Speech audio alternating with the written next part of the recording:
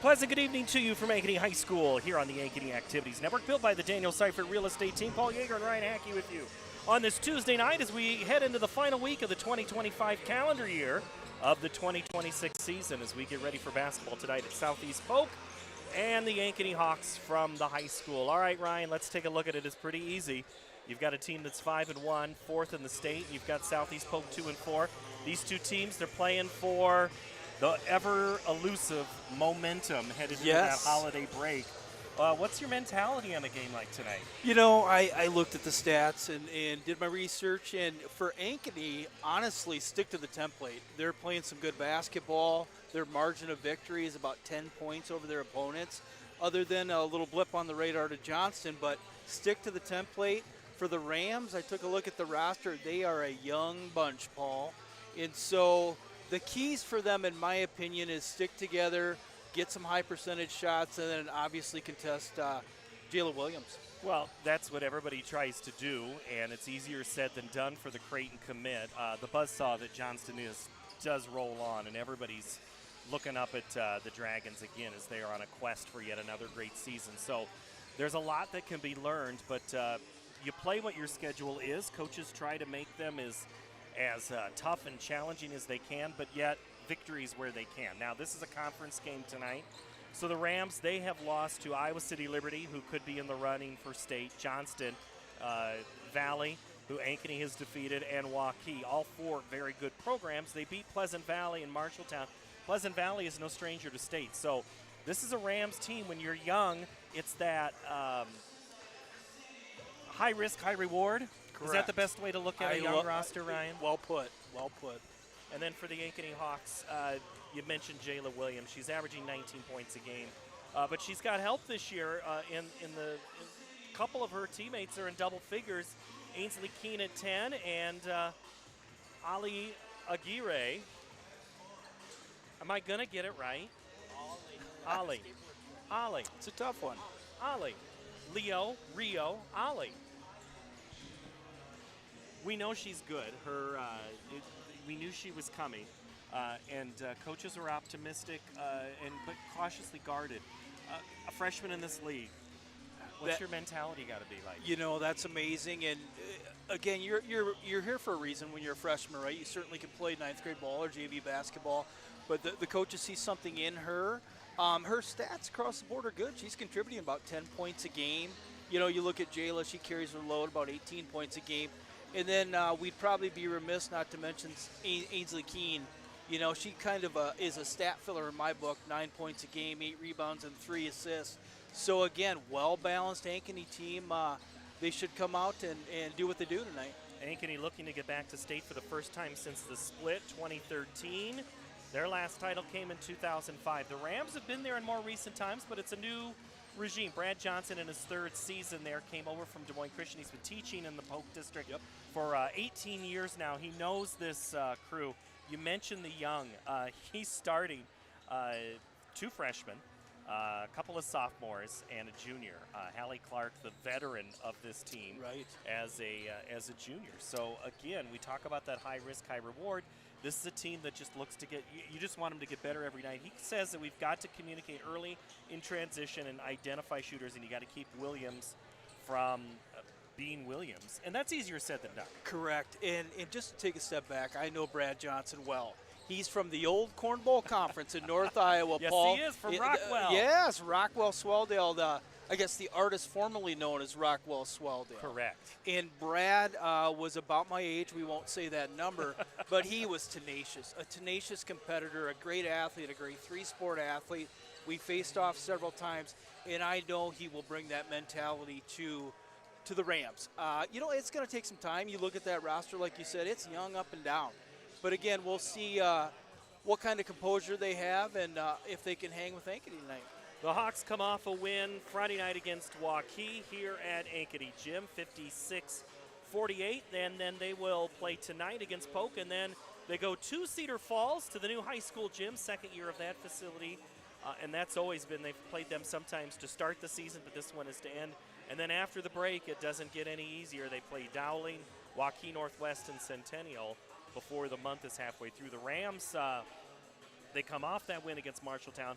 And they end break with that buzzsaw that is Waukee Northwest, and then they start the new year with Urbandale Centennial and Dowling. So again, you just shuffle the cards and how these two teams are going to square off. As there'll be a scrimmage. Usually Johnston has that that jamboree type scrimmage. You can't call it a jamboree; you'll get in trouble with the girls' athletic union. But they all kind of try to stay fresh and sharp. But it's important to take care of business tonight here. Well, I feel like all roads kind of go through Johnston in order to get into that postseason, but I had a chance to watch Dowling the other night, and if you have not, they have 3 sisters that start for that club, and boy, they do a nice job. So again, a lot of parity in the CIML right now. Well, let's meet the starting lineups and get you ready for tip-off here on Ankeny Activities Network.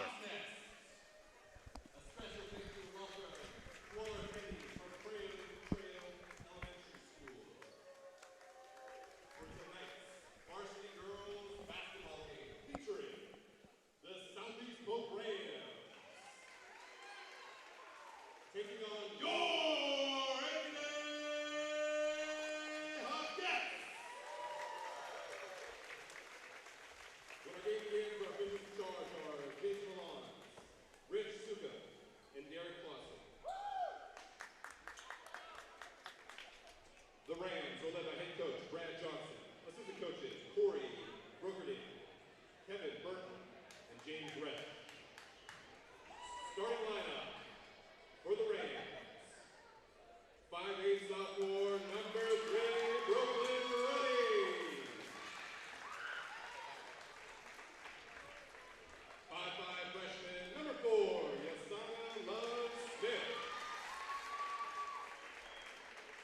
5'9" sophomore, number 14, Allie Douglas.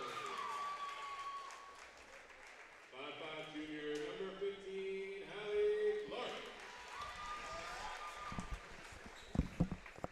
And number 32, 6'2" freshman, number 32, Elise Bartles.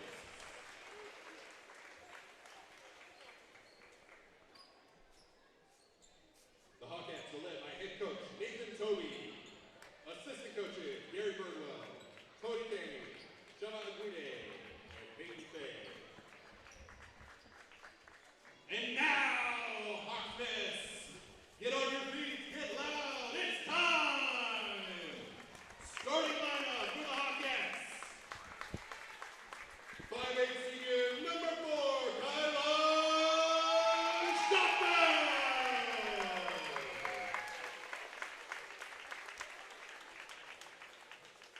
5'7" senior, number 5, Allison Hawkins!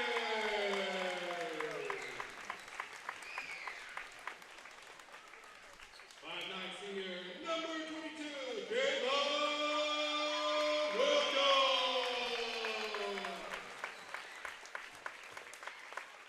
5'9" senior, number 23, Ainsley King!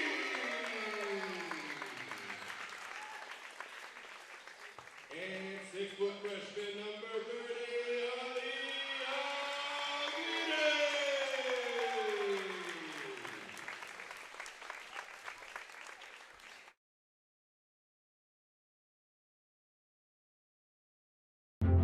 At Ankeny Community School District, we know the power of public education.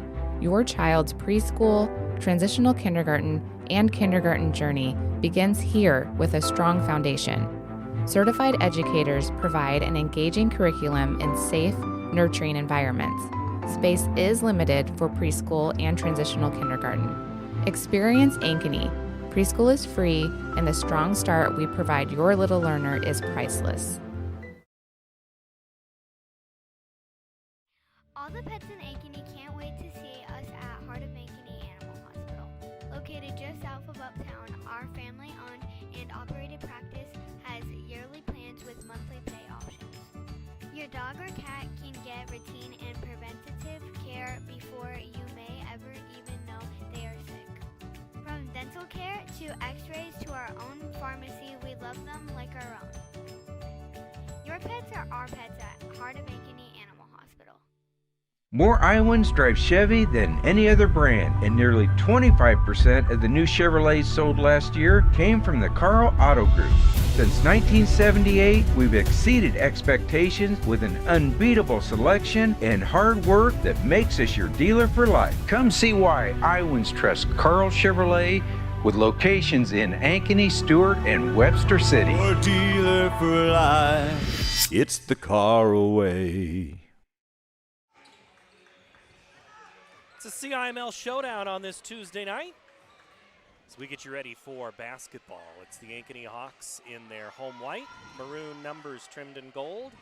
Southeast Polk black uniforms with gold numbers trimmed in yellow. Change in the lineup for the Ankeny Hawkettes tonight. Reagan Baldwin in street clothes, not introduced as a starter, so that means Allison Hawkins, the senior. So it's Shapfeld, Hawkins, Williams, Keene, Aguirre, and Baldwin. For the Rams, Ruddy, Love Smith, Bogwill, Clark, and Bartles. Ryan Hackey, what do you see as a key to this contest if you are cheering for Southeast Polk tonight? Yeah, you got to have some composure. Again, we've mentioned several times that this is a young team, and again, it might include a half-court offense. Not trying to get into a track meet with the Hawks certainly would be helpful, but again, just kind of execution, execute on the basics, and again, there's a lot of firepower on that Ankeny side. Just minimize that. And for Ankeny, what do you see as keys? Yeah, I mean, everything revolves through Williams, and again, if she gets off early and gets her points and the team rallies around that, they will be tough to stop, but we will see. Williams chases down, or tips it down, and it's chased down by Shapfeld, and Ankeny has it, and there you go, Ryan. Yasana Love Smith in the harassment game right off the bat, extending that pressure man-to-man there. Out of bounds, Ankeny will have to inbound at 8 seconds gone, no score. Yeah, you can see Southeast Polk with a little token pressure right off the top here. Keene gets it across the timeline. Pulls up her dribble, gets it to Williams, puts it hard, kicks it to the corner, three ball on the way from Hawkins, good. Well, when you get somebody who hits a three that you don't used to scoring or starting, maybe good things are going to happen tonight for Ankeny. We'll see. Love Smith with the basketball. She drives down, now pulls it back out, guarded by Williams. Bogwill with it. Inside they go to Bartles. Now we got a whistle. It's a travel, shuffling to the speed of the feet. Turnover, Rams. You know, if the Rams recognize that, certainly the entry pass inside was there, so we'll watch and see if they can take advantage. 3-0, Ankeny leads, 45 seconds gone by. Into the corner, Aguirre, three in front of Coach Johnson, hits it.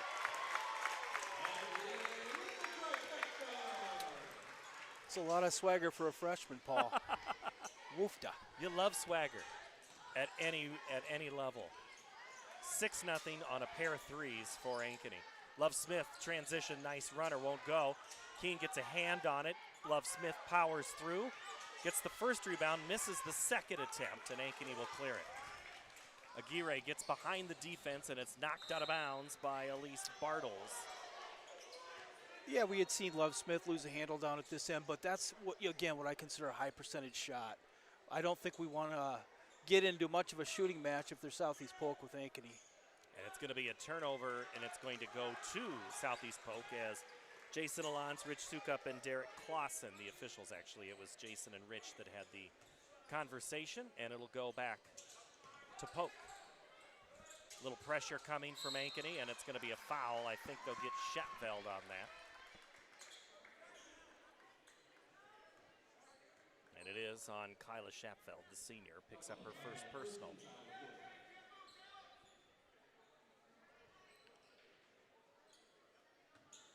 So Ankeny to employ the full court pressure. They go to the quick trap on Clark. Clark gets it away. Love Smith for the rescue. Now it's Ruddy. Nice trying to get it in rhythm to Bartles, and it's poked out of bounds by Ankeny. It'll stay with Southeast Polk. And I would guess we'll see a lot of pressure from Ankeny tonight on this young Ram team. Pressure just doesn't quite have the same. That's going to be a 5-second as Love Smith just had to hold it. Pressure doesn't mean the same as it did in our day, Ryan, and these players are so used to that thing, but every once in a while when you put it on, yep, could really mess up a team. Sure can. Williams into the corner. Aguirre drives baseline. Pulls it up. She's going to have the turnaround fade. No good. Rebound grab by Ruddy for the Rams.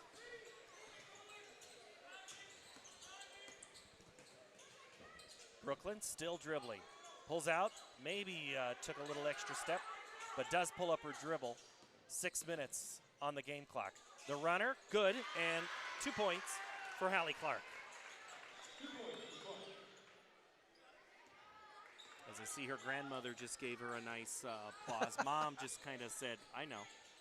As I see her mother, nice when Grandma does Kristen, that. on the other side, and Williams drives. And Jayla Williams gets her first 2. Up ahead, it's to Bartles. Turnaround. Nice post move, and Williams knocks it out of bounds into the front row underneath the basket. It'll stay with Southeast Polk. Yeah, I see Elise Bartles is only a freshman. I know that family. Her dad's assistant principal. Very tall family, so we'll see how much taller Elise gets, but a freshman at 6'2". Don't need height for Clark there. She crashes. Great cut to the basket, and the lead's cut in half. 8-4, Ankeny. Keene, now Shapfeld. That's Hawkins. Now Aguirre. Keene left wing, now to the corner. Hawkins back to Keene, 3-ball.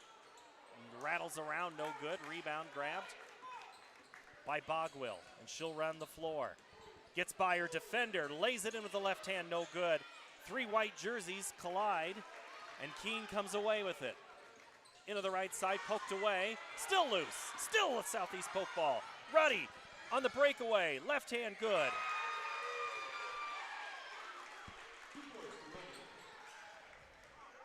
Eight, 6 now. Rams cut it to 2. Williams goes to work. She's fouled, and she's going to get a chance for the and one. That is a big-time move.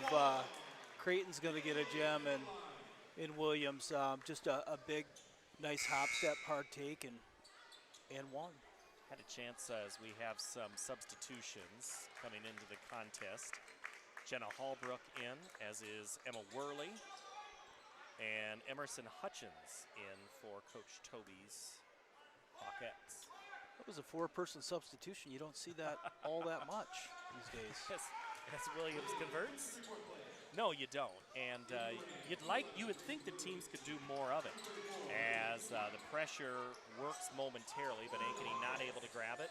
Polk will pull back, shoot the 3, and shot no good. Rebound comes up to Hutchins on the miss by Tui. Into the corner, Keene, right baseline, 3. Off the iron, goes weak side. Love Smith grabs it.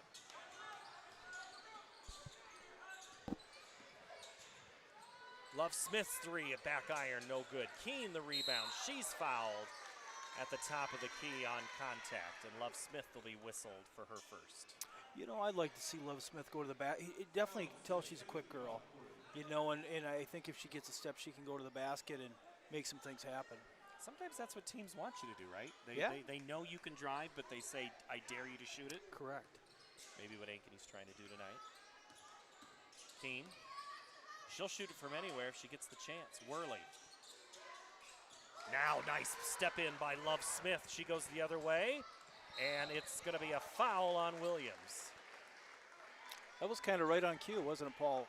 Using that quickness to make some things happen, but Southeast Polk hanging around.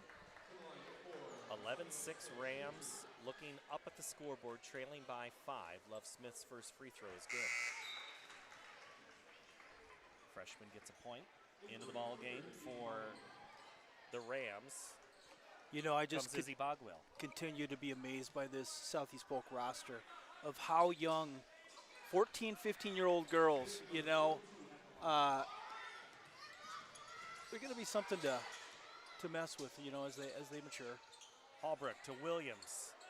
Gets the rebound and gets just enough spin. 7 points now for Jayla. Oops. And that's going to be a violation going over the baseline on the inbounds. Wilson turns it over with Love Smith, so now Ankeny will have it. 3:24 to go, first quarter, 13-7. And Keene now gets a breather as Aguirre comes back in. So you talked about that 4-for-4 trade. Now Keene gets a chance to have a breather. Williams gets it into Aguirre. Drop step. Turnaround left. No good. Good rebound there by Tui. Pulls up her dribble a long way. Williams is going to pressure her, but she gets it away to Wilson. Now Wilson will set up and shoot the three, and that's going to be no good. And on the rebound, Holbrook is fouled. And they get Love Smith on that?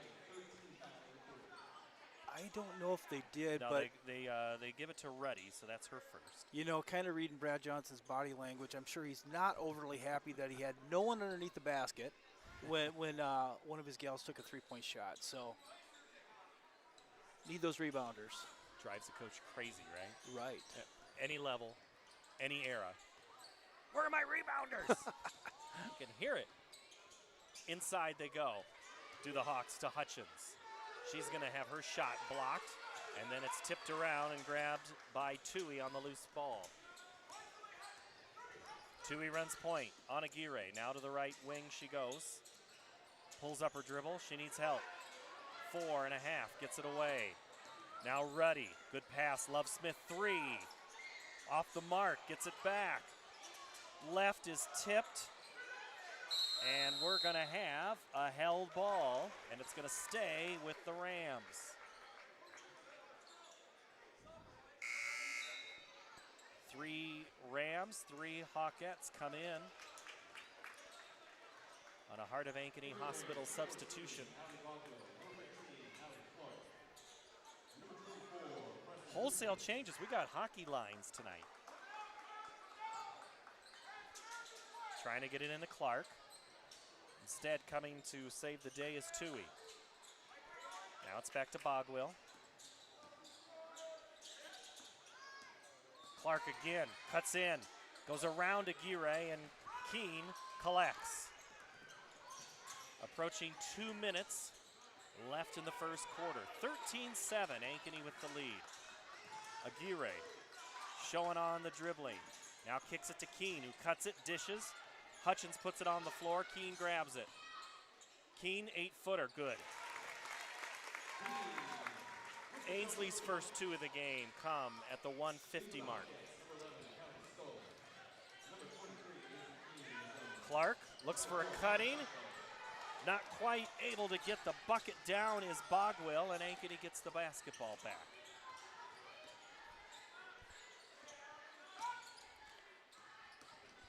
Shapville, top of the key, 90 seconds. Aguirre into Hutchins. Dribble, left shot, no good. Rebound, Clark. Rams now with it. Clark pulls up, top the key, looks for a cutting. Bogwell goes out of bounds off of Ankeny. It'll stay with Southeast Polk with 1:10. Williams and Holbrook come back in. And Wheatley comes into the ball game. Ella Wheatley, the sophomore for Southeast Polk. You know, we saw a couple nice post moves. They didn't convert, of course, but it was kind of a la Audie Crooks. You know, back your defender down and use that glass.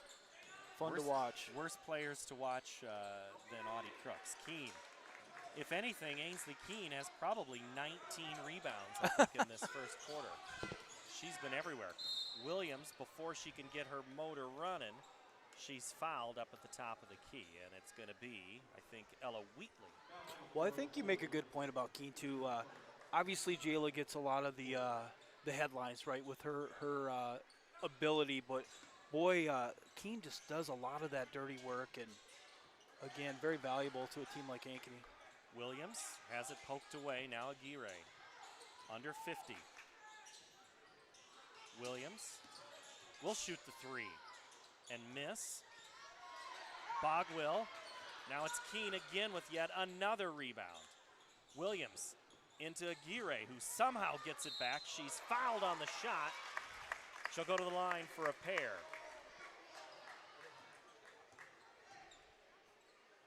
I've watched Aguirre at this basketball gym for years, Yes. watching her brothers play.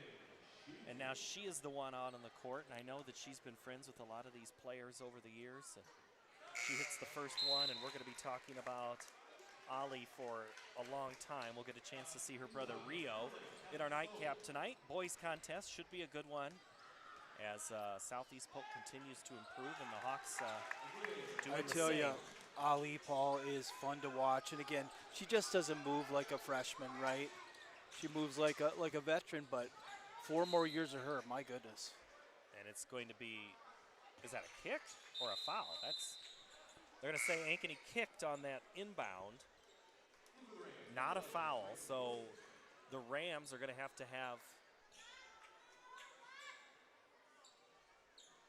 to set another press break here with 23 seconds to go in the quarter. Zutenhorst dribbles it across midcourt.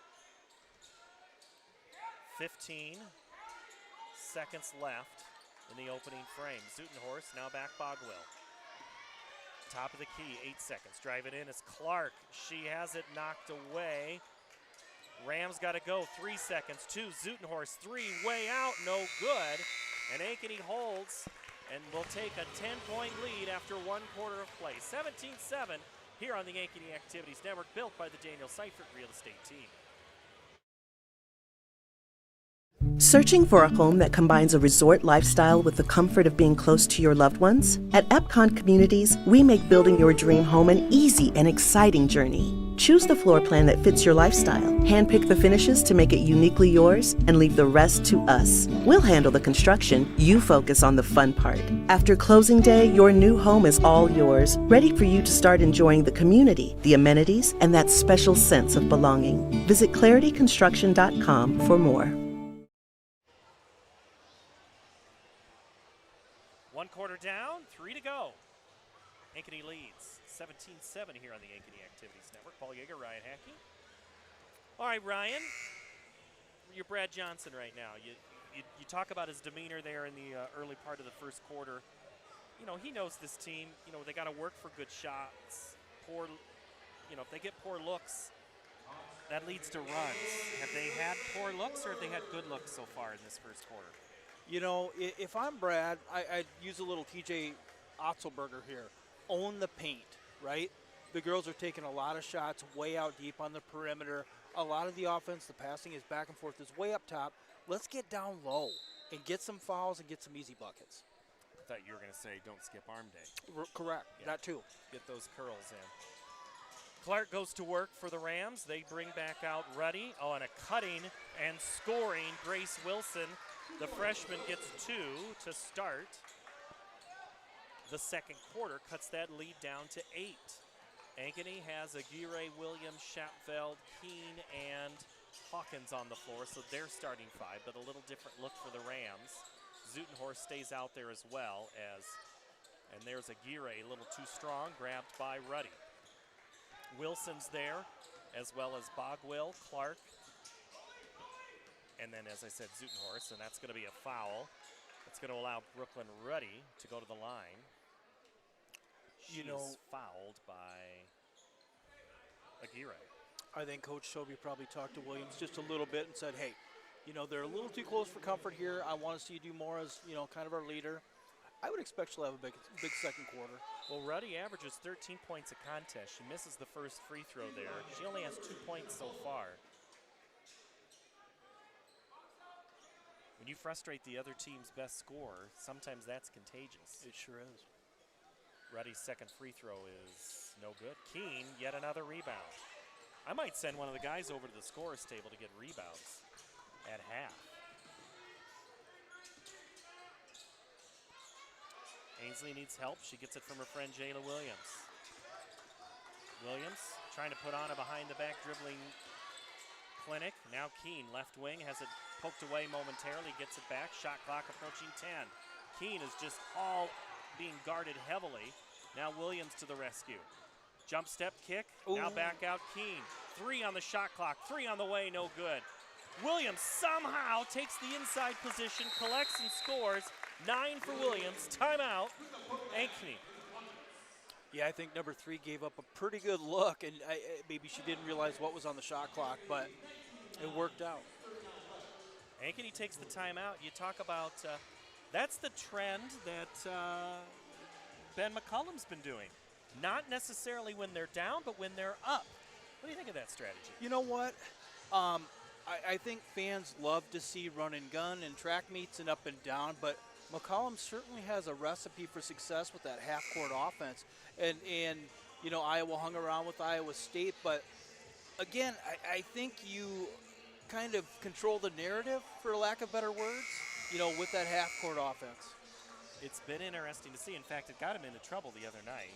He was out of timeouts late in the game because he had to call a couple to keep him in that contest with Iowa State. But it is interesting to see a little bit of different thinking and what you would consider a traditional way of coaching. And Ankeny pulls back their pressure. Now they're going to do half court, and they jump out. Maybe that's why they called the timeout, to switch up their looks. Rams get it through that gauntlet at half court. Now go to work with 20 on the clock. Runner good for Bogwell. Nice runner. Now it's an 8-point lead, 19-11, Ankeny. Into the corner, Hawkins. Williams. Now they swing it. Schatveld 3, no good. Williams played volleyball there, trying to tip it up, and she is actually the one that gets fouled.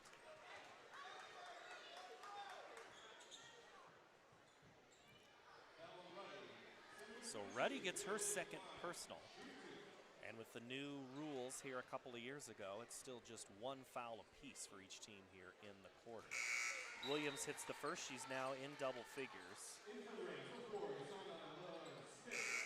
Scored her 1,000th point on Friday night against Waukee. They had a little ceremony and had a quick picture on the court, and then they did get a picture down here behind us on the Ankeny Hawk mural wall. It's quite a milestone. As Williams hits a pair, it's back to a 10-point lead, and they extend that pressure, and Keene, weak side, steps right into it again, what Iowa State did against Iowa there to Bennett Sturtz the other night. So, and that pass is a little errant, and a good job by Bogwell to knock it away. You know, when there is that token press or pressure, the key to breaking that is having somebody cut to the middle of the floor. Find space, right? And I didn't see anybody from the Rams doing that. You saw Keene there, because she's right. the one who cut to the space. She's everywhere. Yeah. Good cross-country runner. Inside to Aguirre. She opens up, tries to muscle in. Now kicks it to Schatveld, but Schatveld had jabbed left. Pass went right, out of bounds. Turnover. Back to the Rams. 5:29 to go before half. 21-11. Our score.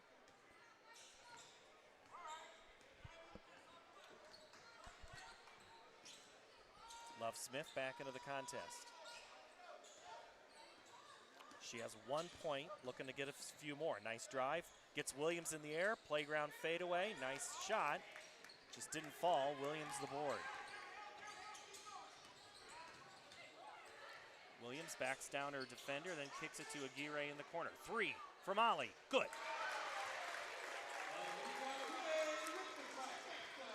I think they call it moxie, right, Paul? For a freshman boy, she's got it. Aguirre now with 8. Top of the key, Wilson, 3. Good, nothing but net, that's pretty. Wilson now with 5. Back to a 10-point lead.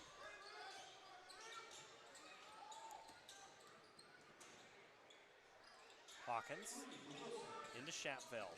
Dribbles it back up towards the top. Now goes baseline. Runner, no good. Hits the deck hard. Love Smith grabs the board. Now pushes tempo. Wilson on the left side. Williams sends it into the third row on the block. Look out, Prairie Trail students. That was with authority. Right, Prairie Trail night at the ballpark? Is that what I think we saw on the way in? Is it Prairie Trail night? Okay. I have to look to the Prairie Trail Elementary alum to my right. Into Bartles. She waits for cutting Wilson, and that one is sent. I don't know if that was Keene on the block. Give her a block. Again, she does a little bit of everything. Love Smith to inbound from the A of Ankeny on the left side of your screen. Gets it in now to Bogwell. Wilson cuts, not there. Second one through is Tui. Love Smith knocked away by Williams, who then just out hustles. Jayla left side, underhand scoop and score. 13 now for Williams. Timeout for Southeast Polk at the 3:57 mark as we take a look at the, if we zoom in just a little bit, on the Ram bench as we see Coach Johnson there. That's a key timeout. It is. I mean, and that was a D1 move by Williams. You know, the pocket pick all the way to the bucket left hand, scores. You know, Brad's got to be talking to his team saying, keep executing. I like the cutting. I like the easy shots. Get the fouls. You know, things aren't just dropping.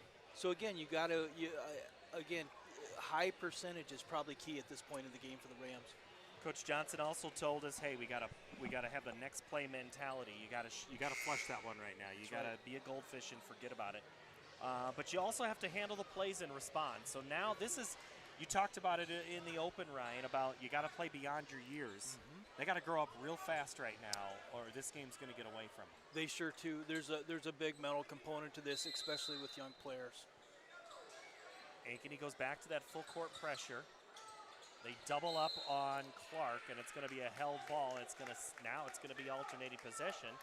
Back to the Hawks. So the pressure works. They'll reset the shot clock. 2 seconds went off the game clock. It's at 3:55 now. Into Williams. Hard step, left side, no good. Keene knocks it into the arms of Bogwell. And now the Rams get it back. Love Smith, mid-court. Pulls up left side three. Good.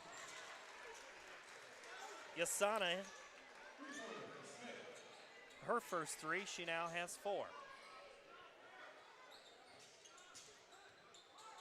Halbrook, now Keene. Williams 3. A little bit of a line drive shot. Inside they go, Hutchins. Now back out Keene. Into Aguirre, right block. Dribble, left-handed runner, not good. Gets her own rebound, or at least fights for it. And is fouled from underneath. And Aguirre will go to the line. You know, if some of those fall, Paul, honestly, I would tack on another 15 points of short missed shots by Ankeny, and sometimes that's how they go. They don't fall. And what did you say at the break? Oh, you wonder what the field goal percentage is? Yeah. When you keep missing stuff like that, it just lowers it and lowers it. I think I said no bueno, not good.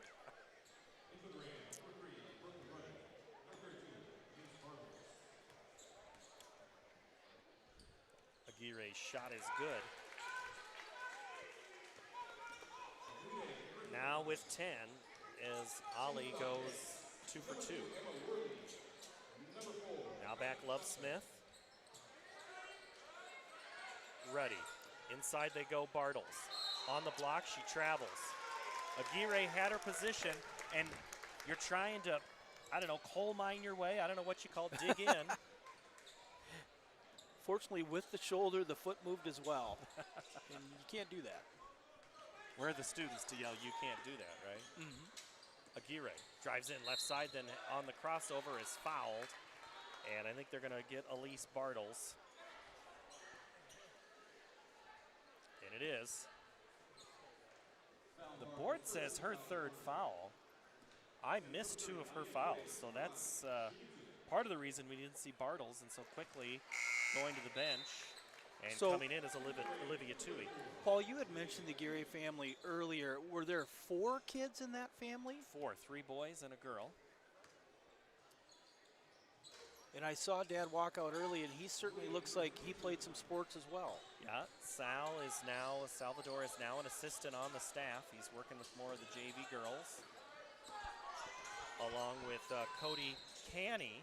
I now have to call her by her married name. Cody Myers married here a couple of weeks ago. And Cody Canny was, if you remember for Hawk fans, Cody Myers.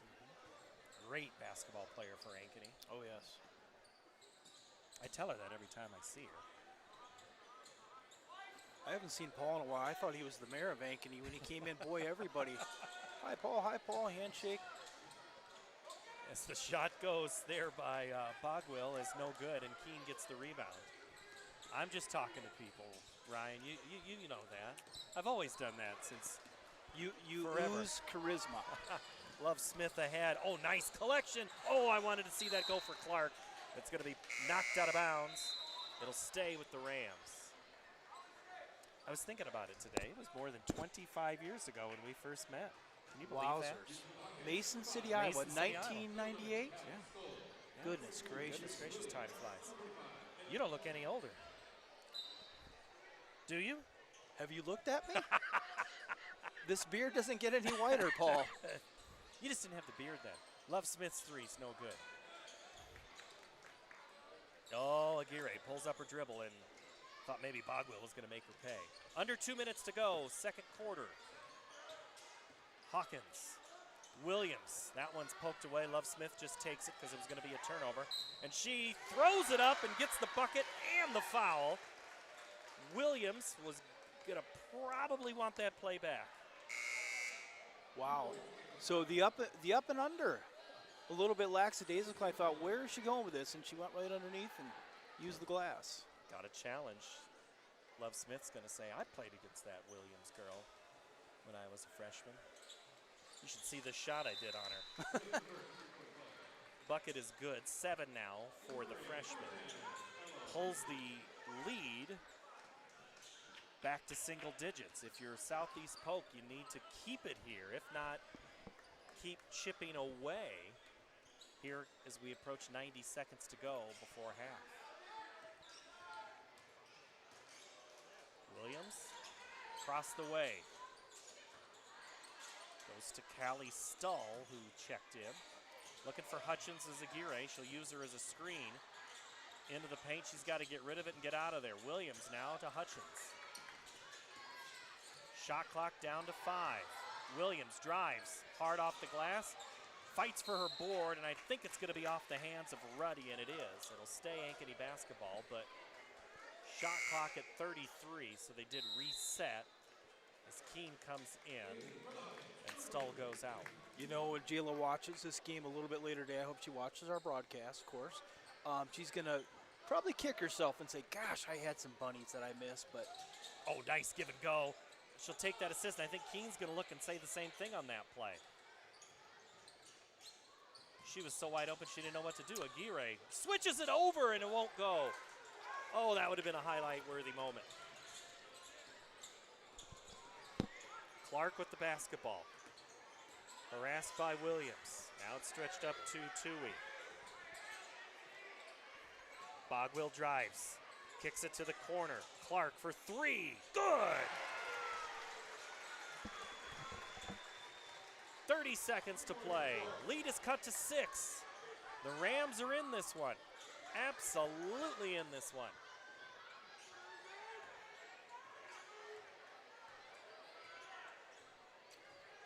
So can they hold for one here? It looks like yes. Williams makes a broken ankle, misses the front end, and it's going to go off Ankeny, and it's going to be back to the Rams. And so the Rams now can make it a one-possession game if they can hit here with 10 seconds. Williams goes out. Worley comes in to prevent Williams from picking up that third foul before half. Boy, if Coach Johnson could go in the locker room down 4, that would be a win. Keene trying to make it hard for Clark to get up. 6 seconds. Clark with it. Now it's Ruddy. Way out 3. No good. Keene tips it. Put back at the buzzer. No good. Oh, that almost went for Clark. She was in the right spot at the right time. But it stays a 6-point advantage. 26 or 29 to 23.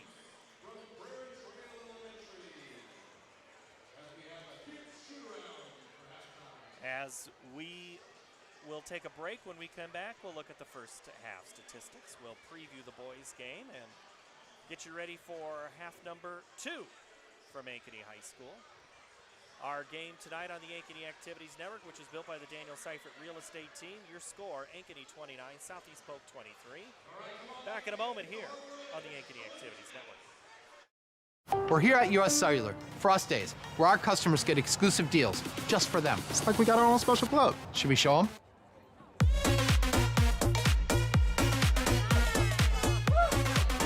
Get $1,200 off any phone plus $500 off any tablet. Us days at U.S. Cellular.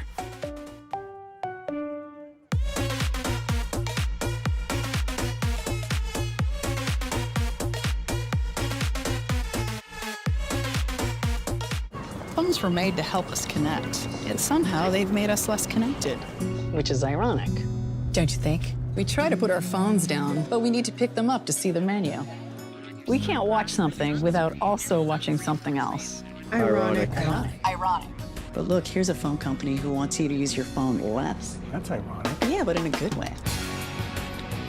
Let's find us again with Us Mode. U.S. Cellular, built for us. Traffic jam. Ugh, and I'm already late.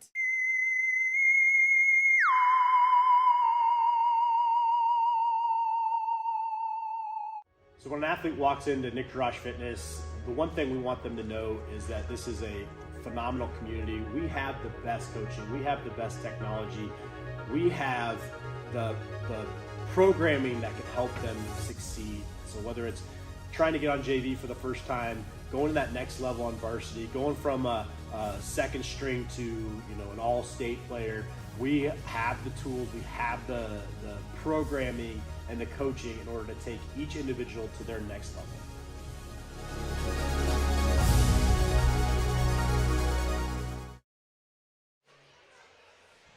Halftime as we see the Prairie Trail Elementary night here on the floor. Southeast Polk comes into this contest 2-4. They trail 6, 29-23. Let's take a look at the scoring for the Rams. Brooklyn Ruddy averages 13. She has 2. Yasana Love Smith averages 8. She has 7. Grace Wilson 5. Allie Bogwell 2. Hallie Clark 7. And that's it for scoring. And they trail by 6, 29-23 for Ankeny. It's Allison Hawkins with 3. Jada Williams 13. Ainsley Keene 2. Ali Aguirre 11.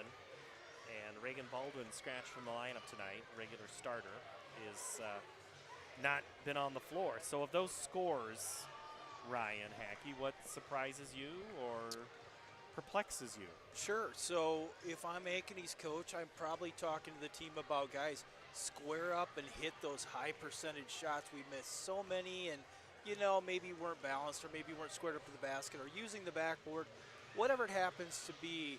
But go up strong, convert, or either that or you're going to go to the free throw line. On the flip side, Brad is probably talking to his team a little bit about turnovers. It's kind of a tale of two quarters, right? They storm back in the second quarter and now have got it down to 6. But I think the first 4 to 5 minutes of the third quarter are going to be a deciding factor for Southeast Polk. Can they stay within striking range, without Ankeny getting out at a big lead and kind of compounding that? Well, the Rams won the quarter 16-12, so they are off to a good start. You say win the quarter, win the possession. Rams have that to hang their hat on, but really the thing to me is if you're Ankeny, you really basically have 2 scores. Correct. Now, you can have 15 and 15 or 30 or 30 and score 60, but balanced scoring to me is always pretty important as well. It is. It very much is. So again, both teams, I think they would say we probably could have done a little bit better from the field goal percentage aspect of the game. And you saw both teams have a little bit of token pressure as well, too. I don't think Southeast Polk responded quite as well as Ankeny to that pressure. And again, with that young team, you got to keep your composure. You're still in this ball game. You're 6 points down, and kind of come out in the third quarter being the aggressor. All right, well, let's look at the boys' game if we could here, Ryan. And this is a contest 3-1, 4-2. First-year head coach David Stubbs, he's no stranger to coaching at the big-time platforms. He's been at the state tournament when he was at Grandview Christian. Now took over for Alan Jenkins for the Rams. He's got a couple of guys back, and he's got a couple of guys that can really put the ball in the hoop. He does, and when I look at Coach Stubbs' team and what he's brought over from Grandview Christian, the word that comes to my mind is culture. The team looks different. They're playing hard basketball. They played an outstanding game at Valley. They got a couple wins in a row. They beat Marshalltown the other night. Again, it all kind of goes around Emmanuel Tite This guy is a rocket with the basketball. He's a point guard. He sets everybody else up. But again, they're going to meet their match. And when you look on paper between Ankeny and Southeast Polk, they're very similar looking teams. So it'll be a nice matchup tonight. For Ankeny, they Caden Clark, the senior, Drew Sorensen, Jasani Campbell, and then Rio Aguirre. 3 of those guys, Sorensen, Campbell, and Aguirre, all in double figures. Sorensen and Campbell have been such a good balance to Rio, but Rio has just been awesome. Averaging 20 points a contest. Everybody knows about him and what he can do.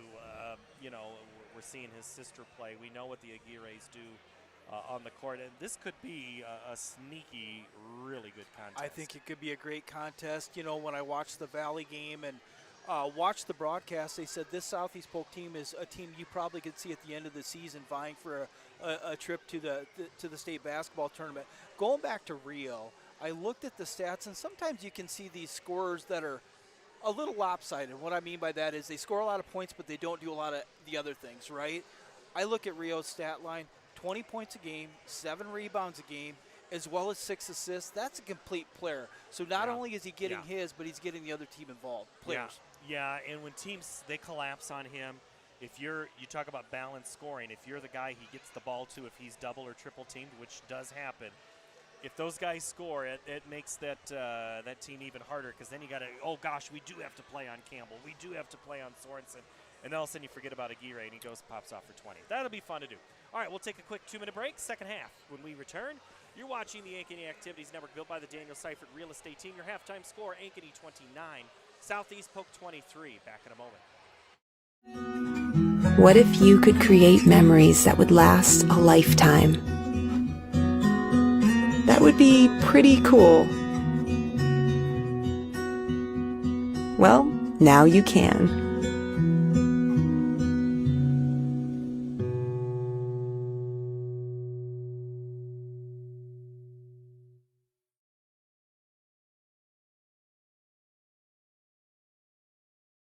More Iowans drive Chevy than any other brand, and nearly 25% of the new Chevrolets sold last year came from the Karl Auto Group. Since 1978, we've exceeded expectations with an unbeatable selection and hard work that makes us your dealer for life. Come see why Iowans trust Karl Chevrolet, with locations in Ankeny, Stewart, and Webster City. Your dealer for life, it's the Karl way. At Ankeny Community School District, we know the power of public education. Your child's preschool, transitional kindergarten, and kindergarten journey begins here with a strong foundation. Certified educators provide an engaging curriculum in safe, nurturing environments. Space is limited for preschool and transitional kindergarten. Experience Ankeny. Preschool is free, and the strong start we provide your little learner is priceless. All the pets in Ankeny can't wait to see us at Heart of Ankeny Animal Hospital. Located just south of Uptown, our family-owned and operated practice has yearly plans with monthly pay options. Your dog or cat can get routine and preventative care before you may ever even know they are sick. From dental care to x-rays to our own pharmacy, we love them like our own. Your pets are our pets at Heart of Ankeny Animal Hospital.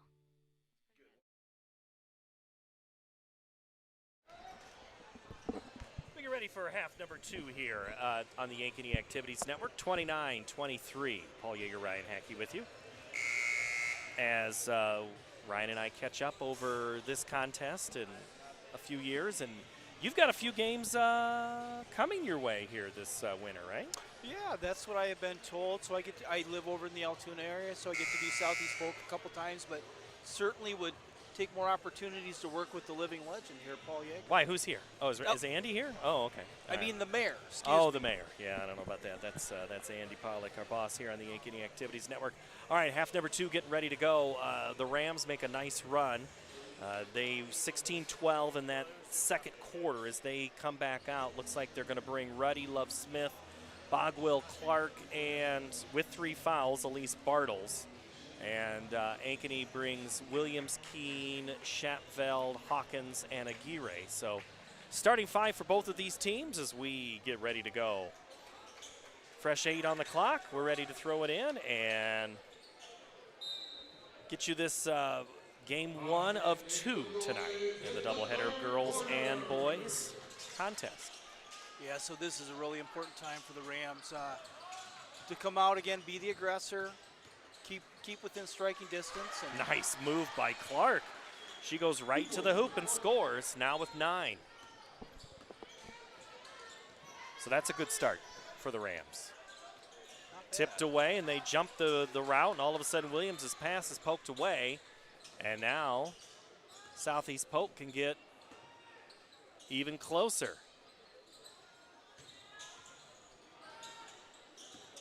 Bogwell drives down. Now it's a cutting Clark. She gets in trouble. Bogwell 3, no good. That's going to be an air ball out of bounds, and it'll go back to Ankeny.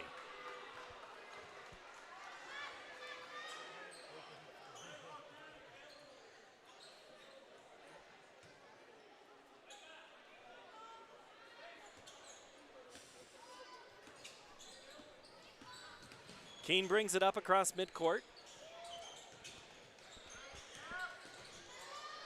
Schatveld with it. Kind of tied up with Aguirre. Ali. Now it's Hawkins. Keene on Love Smith. A little bit of no contact, allowed to play through. Hawkins gets behind, tries to leave it for Williams. Now one extra pass. Schatveld 3, no good. Goes weak side, it's going to be into the bench. Grabbing it is Jenna Hallbrook. The problem is she's sitting on the bench for Ankeny, so it goes back to Southeast Polk. Yeah, I'd like to see Ankeny work it inside just a little bit more. They have some athletes and some big girls, so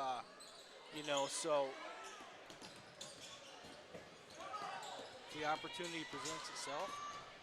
Into the corner, 3.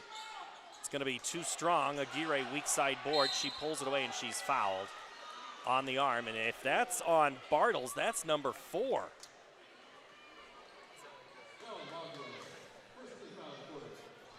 They're going to get Bogwell instead. Both were there. I couldn't see which one had the arm in first. I'm way farther away than the stripes. Notice you don't wear glasses. Can't see my contacts. Aguirre drives in on Bartles. Strong up with the right side and good. The Baker's dozen now for Ali, and it's back to a 6-point lead. Yeah, and that's what I refer to. Just going strong to the basket and collecting those points in the paint.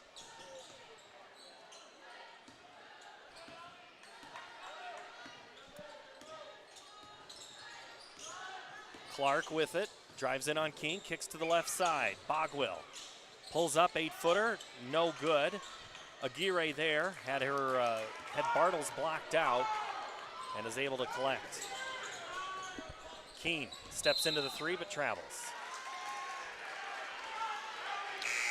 Paul, what do they list Aguirre at for height? It's a little hard to tell from up here, but I don't put heights usually on the girls' contest, but I think is 6'1", 6 foot even. 6 foot even. 6 foot even. Okay. Our producer director helping us out with stats too. Way to go. Oh, they said it in the start of the game. Oh. Rams get it in. Nice drive by Clark. She's doubled down, and that leaves Bartles wide alone and misses the bunny. Aguirre the board. Now she'll run the floor. Drives in. Nice spin. Can't quite finish. Good block by Bogwell. It'll spin out of bounds and go back to the Rams.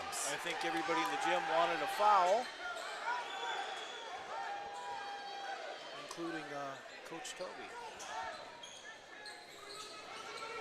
Coach Toby asking for the pressure, gets it, and Rams cut it in like Swiss cheese, cutting all the way, and missing the shot is Southeast Polk, and coming away with it is Hallbrook.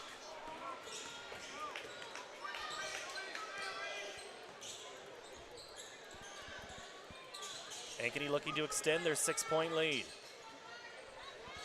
Aguirre, 3 is good.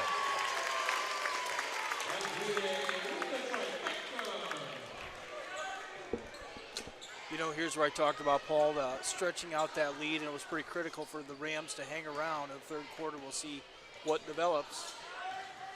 16 now for the freshman. Ruddy has been frustrated all night.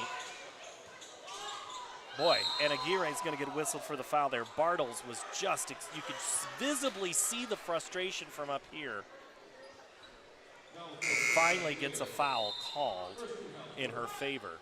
Second personal charge to Aguirre. Bartles and Aguirre will meet a few more times in their career, a couple 6'2" and 6 foot going at it, and we should see some fun battles here in the future.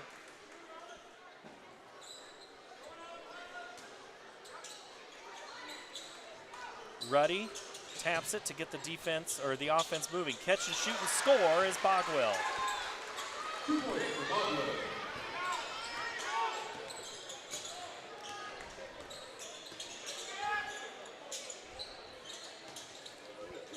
Keen drive and kick. Hallbrook pulls it up. Aguirre swung over to Williams. Drives in, right hand floater. Good.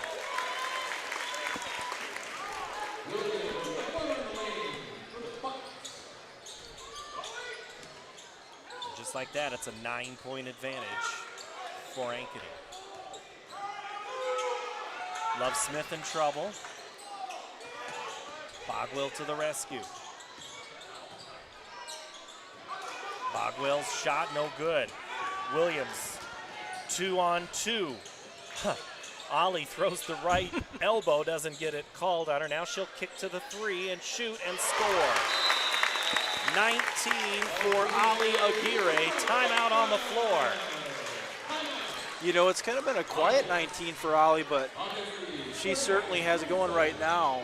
You know, and probably could throw a few more buckets on top of that early in the first half.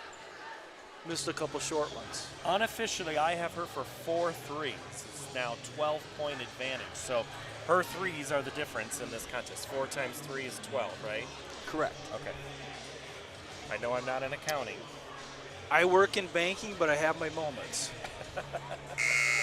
All right, so Southeast Polk, you needed this third quarter. They started well that first basket, but ever since then, and it's not by Ankeny doing extra pressure. They're just hitting shots finally. They are. Kind of got the lid off the basket, and things are starting to fall, and the Rams are kind of hanging on for dear life here. 8 third quarter points for Ollie Aguirre. 39-27. Ankeny with the lead. Now Southeast Polk out of the timeout. Goes left to right on your screen. Bogwell leaves it for Clark. Clark drives into the right block. Now fadeaway left shot. Just forced it. That is a frustrated shot right there. And Williams collects. Keene gets beyond her defender. Now leaves it for Hallbrook. It's stolen away, and that's going to be a foul on Hallbrook. Aguirre's listed at 6 foot. And Reagan Baldwin at 5'11". Then they have one at 5'10". So how about number 25? She's played some nice minutes tonight. Hutchins listed at 6'1". Okay. There you go. Nice job. And good drive, but just short is Ruddy, and Ruddy still only with 2 points. Keene, the left-handed runner, won't go. Tipped back. Hallbrook collects. Aguirre again. Can she do it? Are you kidding me? 5 threes now for Ollie Aguirre. She's having herself a third quarter. 42-27. Ruddy. Runner won't go. Another rebound for Keene. 2 minutes to go, third quarter. Hallbrook. Now Schapveld's 3 won't go. Ruddy didn't expect it to come to her, and it goes off her left hand and out of bounds. Yeah, Lee's having a great third quarter, but I kind of look back at the play of Keene. Boy, she is the engine of this thing. Just all the loose balls and the rebounds and the assists, and pesky on defense. She does a little bit of everything. Coach Toby told me in the preseason, he called her, she's underrated, B, she's just an outstanding shot and rebounder, and she's absolutely proving it. Wow, what an attempted athletic play there by Williams. Hawkins knew what was coming, but it just was not quite in the right spot, but the touch pass goes out of bounds, turnover, and the Rams take it back.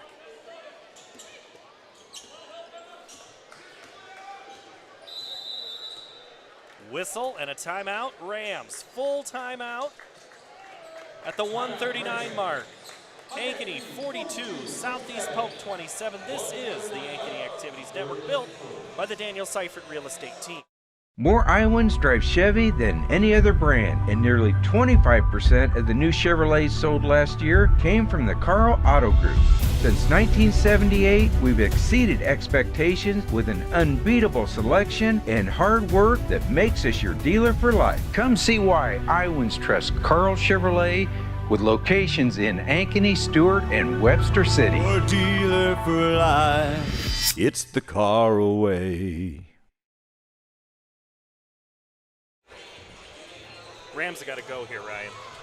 They got to get moving. They do need to go, and in kind of what we talked about, we hoped it wouldn't happen for the Rams. Certainly happened, and I think the lead went from 6 at half until, what are we at now, Paul? Now you're making me do math at 15 points. Tell Levi to use that tablet with a calculator or something. He's actually doing program work now.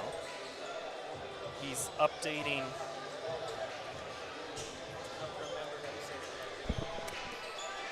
Oh, he's helping my pronunciation. That's good staff work. That's good producer work right there. He's got a future. Well, the future for the Rams right now, they have to figure out a way to get that ball in the hoop. Simple game. But sometimes the other team makes it difficult to do what is simple. Right now, the Rams are making it too hard, not getting good quality shots. As they're trying to get Ruddy involved. Her runner is blocked by Williams, gets it right back, puts it up, no good. Aguirre's there. The big difference, Ryan, in watching this Ankeny team as I think about it right now, we knew Aguirre would be a good addition, but that post presence is something they just haven't had in recent memory, but she is making a huge difference underneath. She is. You look at some of the shots the Rams have taken off balance, just not good solid shots, and they aren't going down, and at least having something certainly to do with that. Oh, pretty move by Ruddy. What a schoolyard move there.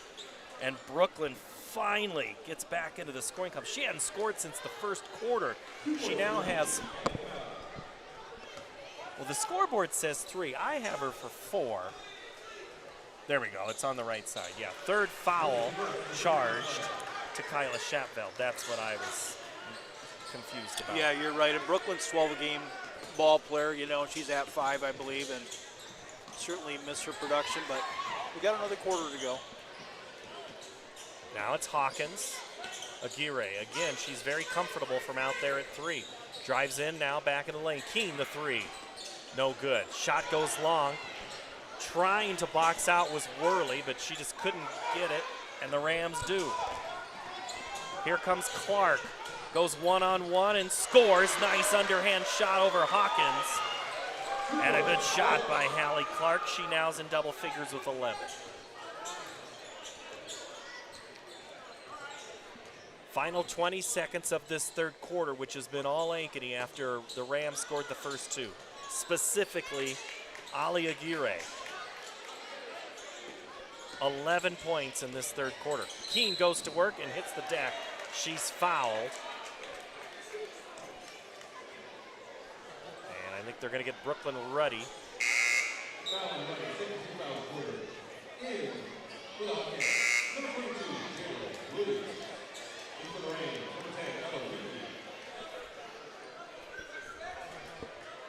They didn't put it up on the board, but I believe it was charged to Ruddy, so that's her second foul. Williams with it, 5 seconds. Williams, 3. Williams, 2. At the buzzer, front iron, no good, and that's how the third quarter is going to end.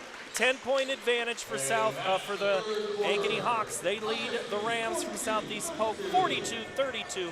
Back in a minute. You're watching the Ankeny Activities Network, which is built by the Danielle Seifert Real Estate Team. At Ankeny Community School District, we know the power of public education. Your child's preschool, transitional kindergarten, and kindergarten journey begins here with a strong foundation. Certified educators provide an engaging curriculum in safe, nurturing environments.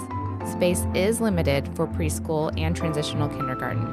Experience Ankeny. Preschool is free, and the strong start we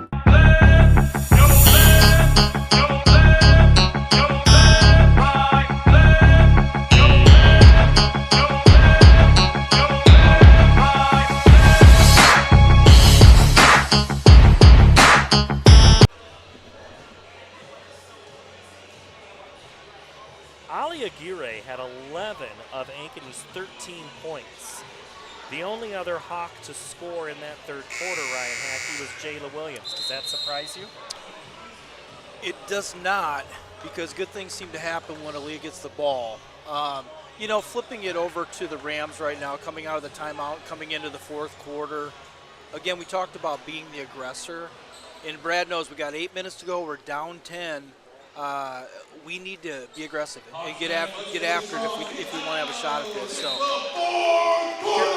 go to the fourth quarter, and it's a 10-point advantage. Ankeny has the basketball, 42-32. Paul Yeager, Ryan Hackey with you tonight on this Tuesday.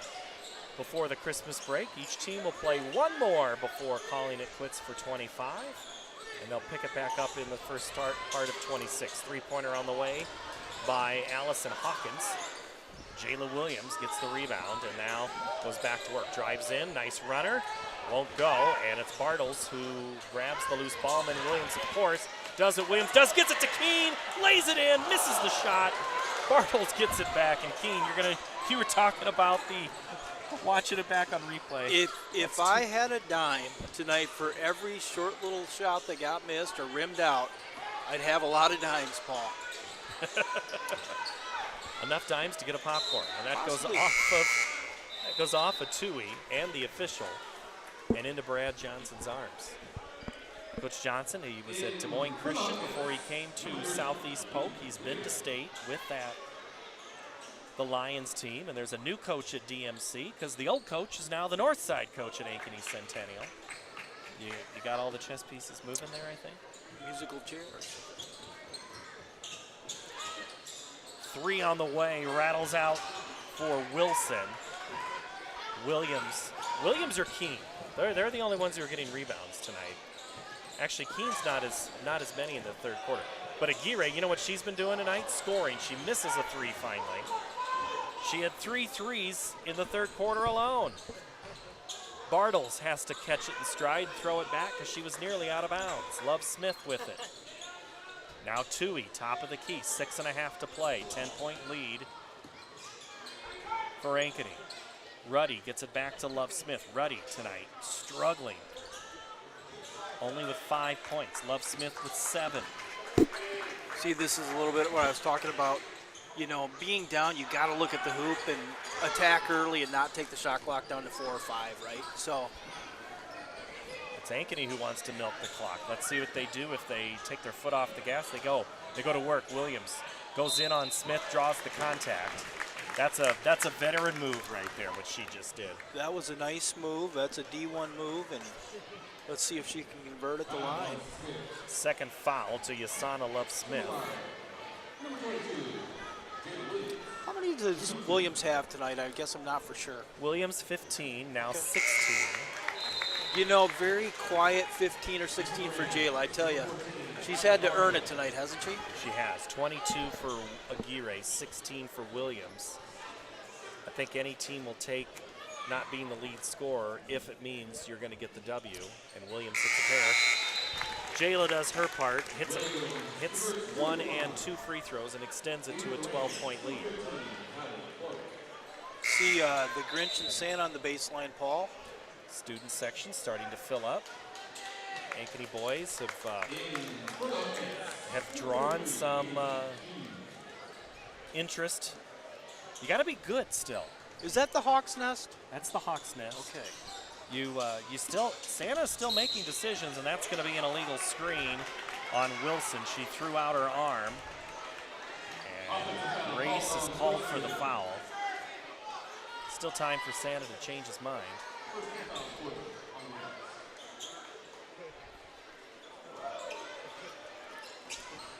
Ankeny into the front court with Hawkins. Now it's Shatfeld. Keene into Aguirre, who's playing in this strange place called the Paint. Williams. Shot's a little strong. Keene crashed, couldn't collect. Now it's Ruddy. Tipped away, and Tui had a left foot in and a right foot out as she held the basketball. It's a turnover.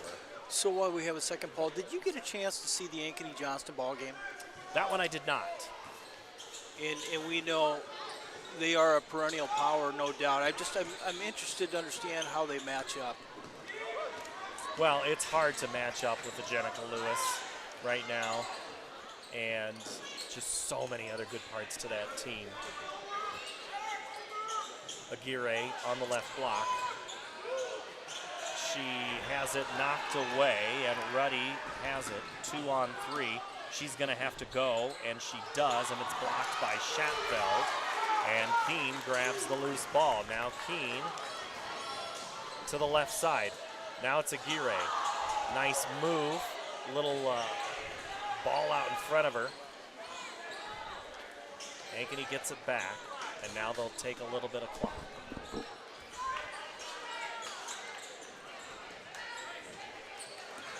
Keene. Contact, plays through it. Hawkins. Now Williams. Nice move. You blink and you miss her. Maybe Williams heard that she wasn't scoring as much, and now she has gone on a mission here in this fourth quarter. I think she's going to come looking for me later. 3 ball no good by Tui. Rebound Aguirre. Tied up. We're going to have a foul, and that'll be charged to Allie Bogwell. That is her third. Team foul number 3 with 4:09. So now we're going to see the foul game happen very quickly. Ankeny will be in the bonus in a couple of fouls. Fun fact, Allie Bogwell's dad is Charlie, who lives in our neighborhood, or I believe used to live in our neighborhood, possibly the biggest Iowa State fan I've ever met. Do you know Charlie? I don't. Okay. I think I saw him earlier tonight. He's, I believe, part of the school board at SEP. Turnover goes back to the Rams, up by 14. Well, if you're a big Iowa State fan, you're pretty excited about that men's and women's basketball season. Ruddy on the 3, no good. Rebound comes to Shatfeld. So I read a stat, Paul, referring to Iowa State. They were one of possibly 3 teams that have both men's and women's in the top 10. Is that correct? I think so, yeah. Oh, wide open underneath. Great cut. Hawkins gets a bucket. And somebody other than Aguirre and Williams scores. That might be the only 2 points not from Williams or Aguirre in this half for Ankeny. The nice runner goes. And a timeout for the Rams, as throwing it up is Clark. She now has 13. So we were talking a little bit before the game. Full timeout. We'll get that story in a moment. 3:12 to play here on the Ankeny Activities Network, built by the Danielle Seifert Real Estate Team. So when an athlete walks into Nick Drosh Fitness, the one thing we want them to know is that this is a phenomenal community. We have the best coaching. We have the best technology. We have the programming that can help them succeed. So whether it's trying to get on JV for the first time, going to that next level on varsity, going from a second string to an all-state player, we have the tools, we have the programming and the coaching in order to take each individual to their next level.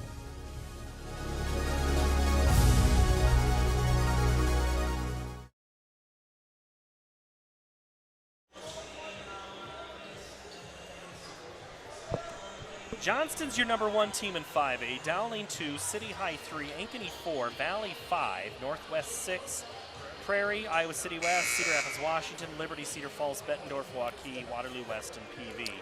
Rank your top 15 from Jason Esslinger at the Iowa Girls High School Athletic Union. So we got a decent mix of the top 10, both Central Iowa, Eastern Iowa, and so on. Good pressure by the Rams. Ruddy gets the loose ball, kicks it out for the 3, and Ankeny, just in the middle of that scrum, comes away with it, and Jayla Williams clears it out. Yeah, City High and Liberty. I still think Liberty's going to make some noise, as is Cedar Rapids Prairie in 5A. I think Waukee Northwest, with their 2 losses, is a little head-scratching. Williams drives in uncontested, puts it in with the left side, and now 21 for Jayla Williams. Yeah, sometimes I get a little bit of tunnel vision only living, in the Des Moines metro area and watching CIML ball, but there's a lot of good girls basketball around the state. Love Smith kicks it, and driving in scoring is Bogwell. So give the assist to Love Smith and the 2 to Bogwell. I think North and Waukee is maybe, I think there's some other people looking at them. I think there's a couple of players that have maybe not been in the lineup. That might change tonight. As Keene had, if it was a game in contention, she would have popped that 3. Instead, she passes it down. Williams takes a couple of dribbles in a couple of seconds, gets her own rebound, puts it back up, no good. And Ruddy is tied up by Williams, who, that competitor, does not want to give a free pass to the Rams. 50-36 as we approach a minute and a half to play. Ruddy drives and scores.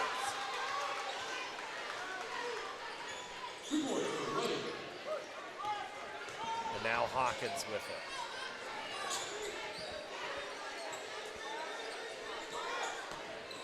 Keene has it taken away by Ruddy. And then Keene takes it back, but she is going to commit the foul. That looked like a little hot potato. Here, you take it. Here, you take it. Dowling Catholic will see, both of these teams will see Dowling. Ankeny will start the new year with them on 1-2. That'll be a home game. And the Rams will play them on 1-9, and then they have to play Dowling again, second to last regular season game. Love Smith's 3 is no good. Weak side board Hawkins. Yeah, I'm always curious to see during postseason, Paul, what the tournament brackets look like, right? How they stack up, who you're going to feed into and meet up with. And again, it's hard to say if this Ankeny team's going to run into Johnston before the state tournament. Would you assume so? If they continue on the path they're on, no.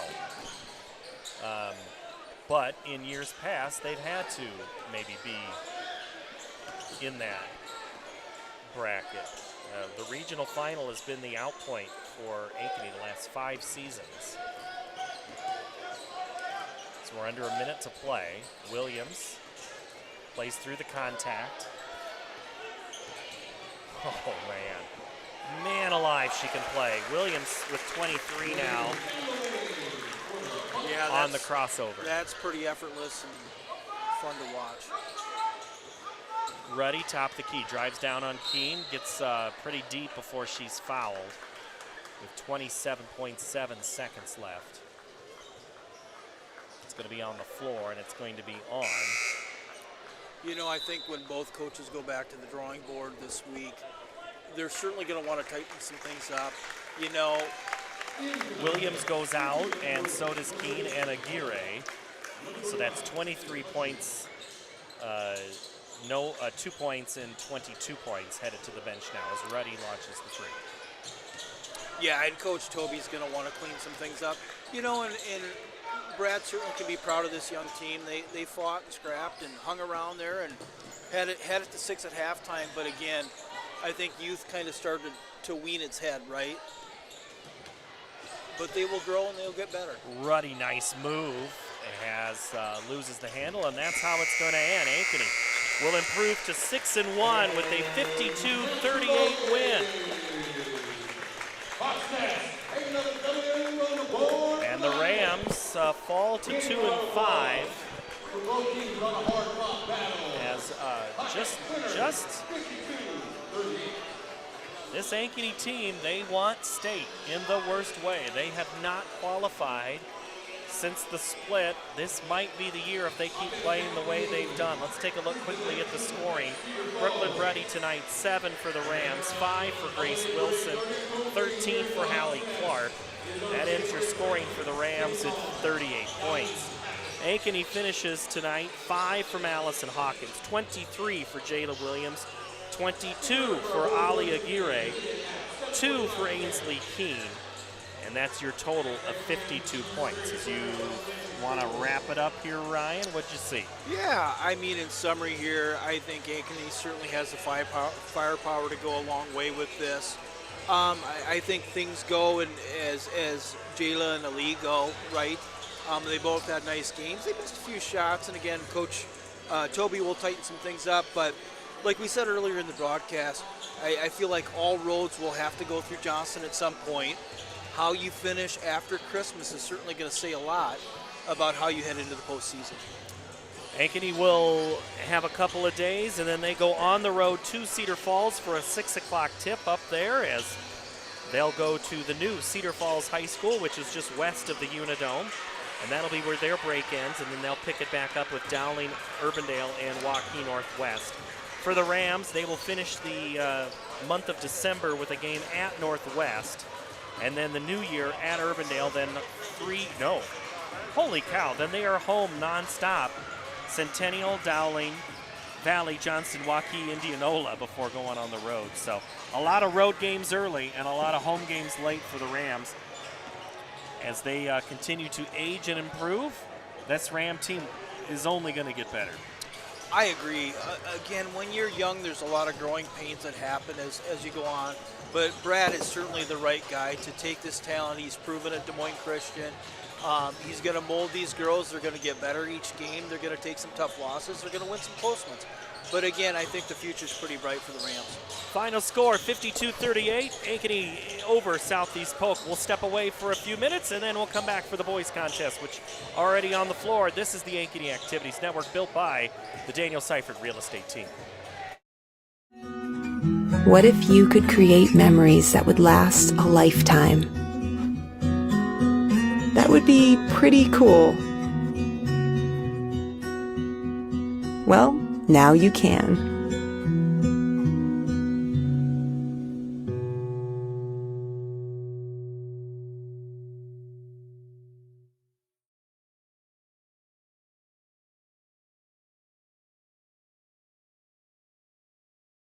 West 40 Market in Uptown Ankeny is your place to shop for the best meats, steaks, brats, jerky, and everything in between. Let us be your one-stop shop for all your favorite cuts, all raised on local Iowa farms. Shopping local never tasted so good. More Iowans drive Chevy than any other brand, and nearly 25% of the new Chevrolets sold last year came from the Karl Auto Group. Since 1978, we've exceeded expectations with an unbeatable selection and hard work that makes us your dealer for life. Come see why Iowans trust Karl Chevrolet, with locations in Ankeny, Stewart, and Webster City. Your dealer for life, it's the Karl way. At Ankeny Community School District, we know the power of public education. Your child's preschool, transitional kindergarten, and kindergarten journey begins here with a strong foundation. Certified educators provide an engaging curriculum in safe, nurturing environments. Space is limited for preschool and transitional kindergarten. Experience Ankeny. Preschool is free, and the strong start we provide your little learner is priceless.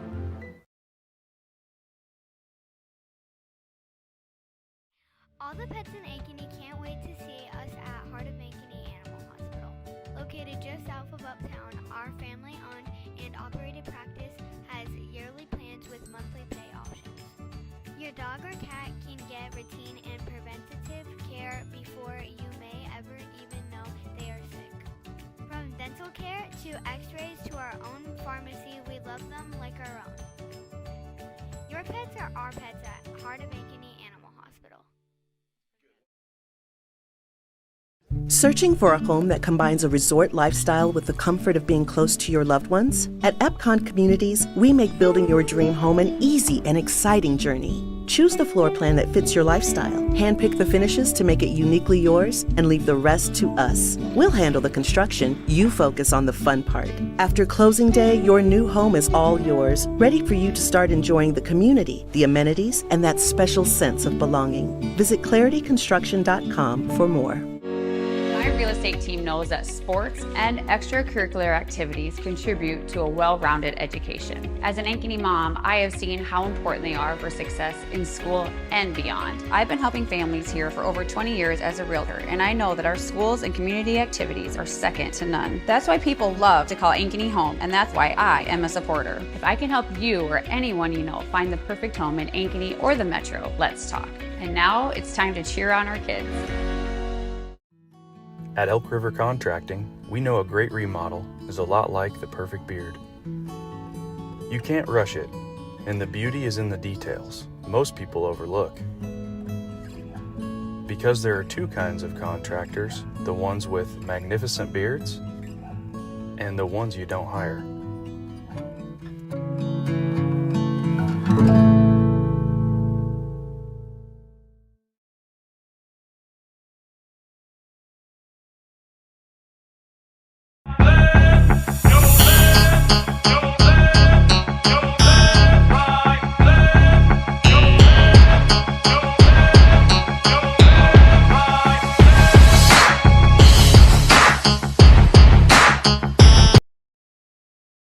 We're here at US Cellular, Frost Days, where our customers get exclusive deals just for them. It's like we got our own special club. Should we show them?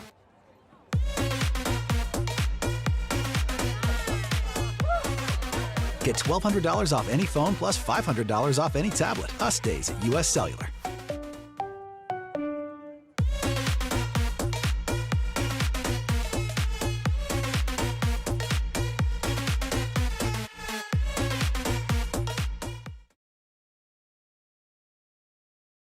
Phones were made to help us connect, yet somehow they've made us less connected. Which is ironic. Don't you think? We try to put our phones down, but we need to pick them up to see the menu. We can't watch something without also watching something else. Ironic. Ironic. But look, here's a phone company who wants you to use your phone less. That's ironic. Yeah, but in a good way.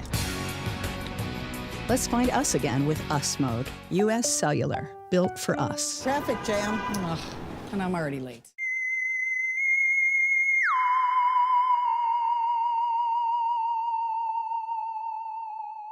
So when an athlete walks into Nick Garage Fitness, the one thing we want them to know is that this is a phenomenal community. We have the best coaching, we have the best technology, we have the programming that can help them succeed. So whether it's trying to get on JV for the first time, going to that next level on varsity, going from a second string to an all-state player, we have the tools, we have the programming and the coaching in order to take each individual to their next level.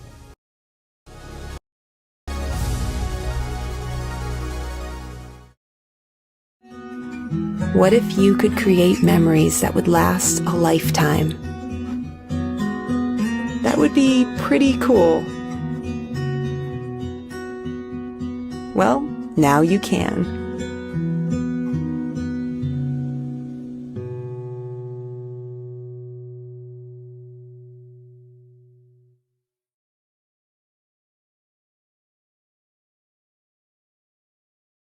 West 40 Market in Uptown Ankeny is your place to shop for the best meats, steaks, brats, jerky, and everything in between. Let us be your one-stop shop for all your favorite cuts, all raised on local Iowa farms. Shopping local never tasted so good. More Iowans drive Chevy than any other brand, and nearly 25% of the new Chevrolets sold last year came from the Karl Auto Group. Since 1978, we've exceeded expectations with an unbeatable selection and hard work that makes us your dealer for life. Come see why Iowans trust Karl Chevrolet, with locations in Ankeny, Stewart, and Webster City. Your dealer for life. It's the Karl way. At Ankeny Community School District, we know the power of public education. Your child's preschool, transitional kindergarten, and kindergarten journey begins here with a strong foundation. Certified educators provide an engaging curriculum in safe, nurturing environments. Space is limited for preschool and transitional kindergarten. Experience Ankeny. Preschool is free, and the strong start we provide your little learner is priceless. All the pets in Ankeny can't wait to see us at Heart of Ankeny Animal Hospital.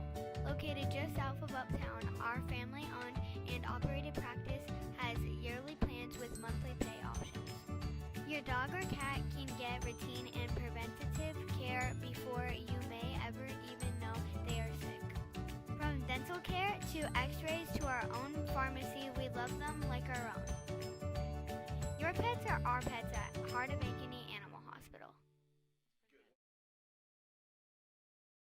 Searching for a home that combines a resort lifestyle with the comfort of being close to your loved ones? At Epcon Communities, we make building your dream home an easy and exciting journey. Choose the floor plan that fits your lifestyle, handpick the finishes to make it uniquely yours, and leave the rest to us. We'll handle the construction, you focus on the fun part. After closing day, your new home is all yours, ready for you to start enjoying the community, the amenities, and that special sense of belonging. Visit clarityconstruction.com for more. Real estate, sports, and extracurricular activities contribute to a well-rounded education. As an Ankeny mom, I have seen how important they are for success in school and beyond. I've been helping families here for over 20 years as a realtor, and I know that our schools and community activities are second to none. That's why people love to call Ankeny home, and that's why I am a supporter. If I can help you or anyone you know find the perfect home in Ankeny or the Metro, let's talk. And now it's time to cheer on our kids. It's time for high school basketball in the Central Iowa Metropolitan League. Game number 2 of our doubleheader tonight from Ankeny High School. It's the Southeast Polk Rams at the Ankeny Hawks as we get you ready here on the Ankeny Activities Network. Hello, everybody. Along with Ryan Hackey, I'm Paul Yeager. Glad to have you here. Our producer-director tonight, Levi Yeager, and camera operator Logan Friesman. Send them snaps. They want to hear if they are there. All right, Ryan, we've seen the girls' game. Now time for the boys. We know that the intensity is going to pick up and the pace as well. But it is no just offhand comment.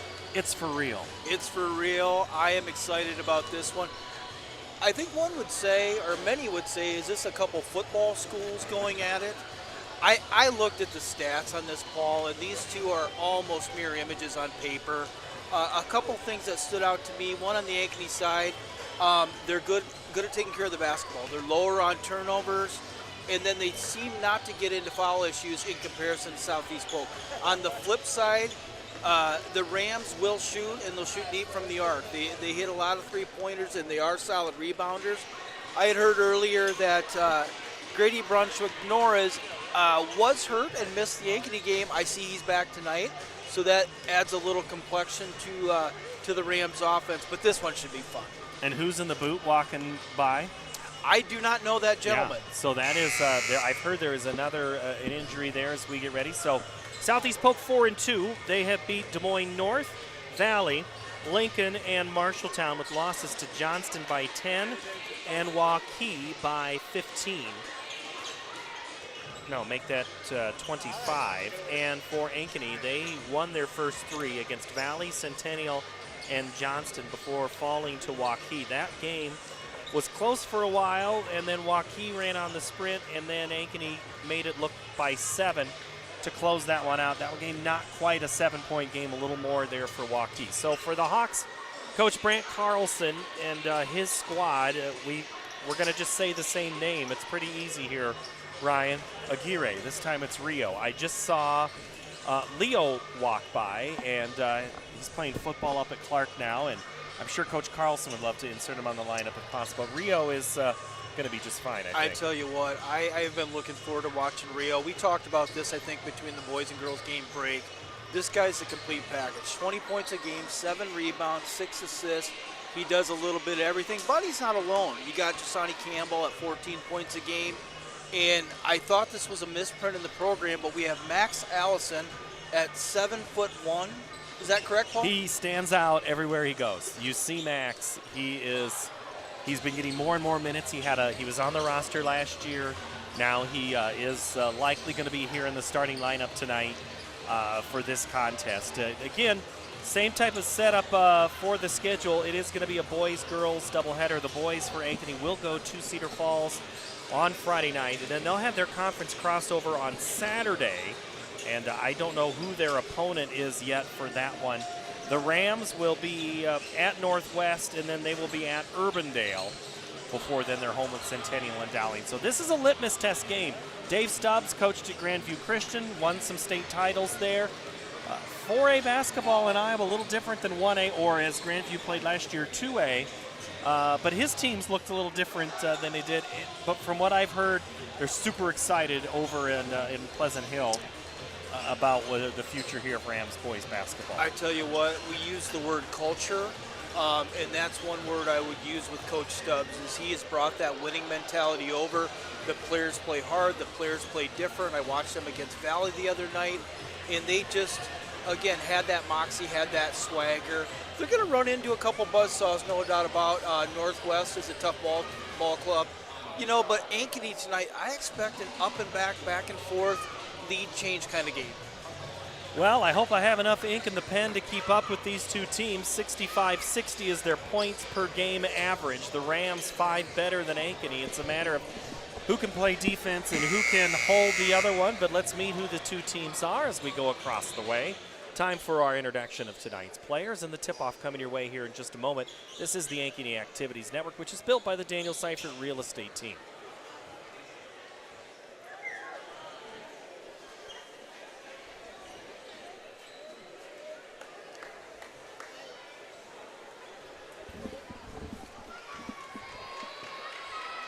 Welcome, ladies and gentlemen, boys and girls, welcome all. And a special thank you to all the families from Spring Trail Elementary School to tonight's varsity boys basketball game, featuring the Southeast Polk Rams, taking on your Ankeny Hawks.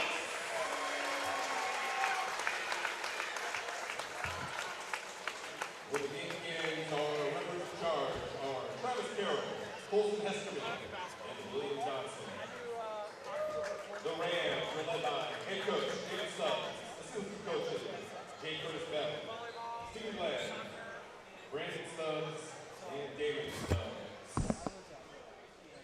Starting lineup for the Rams. At guard, the 5'11" senior, number 2, Emmanuel.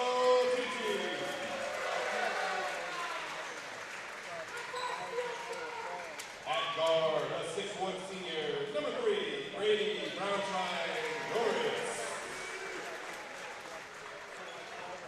At forward, a 6'4" senior, number 4, Henry Gaffney. At guard, 6'2" senior, number 11, Thomas Giles. And at guard, 6'4" sophomore, number 22, Josh Charlton. The Hawks are led by head coach Brett Carlson, assistant coaches Clifton Conway, Jamie Montgomery, Brandon Johnson, Mark Roush. And now, Hawks Nest, get on your feet and get loud. It's time! Starting lineup for the Hawks. At guard, up 5'11" senior, number 3, Kaden Clark. At forward, 6'2" senior, number 23, Drew Sorensen.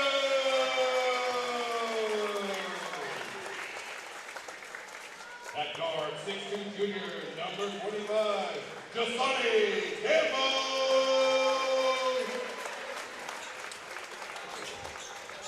At forward, a 6'3" senior, number 35, Rio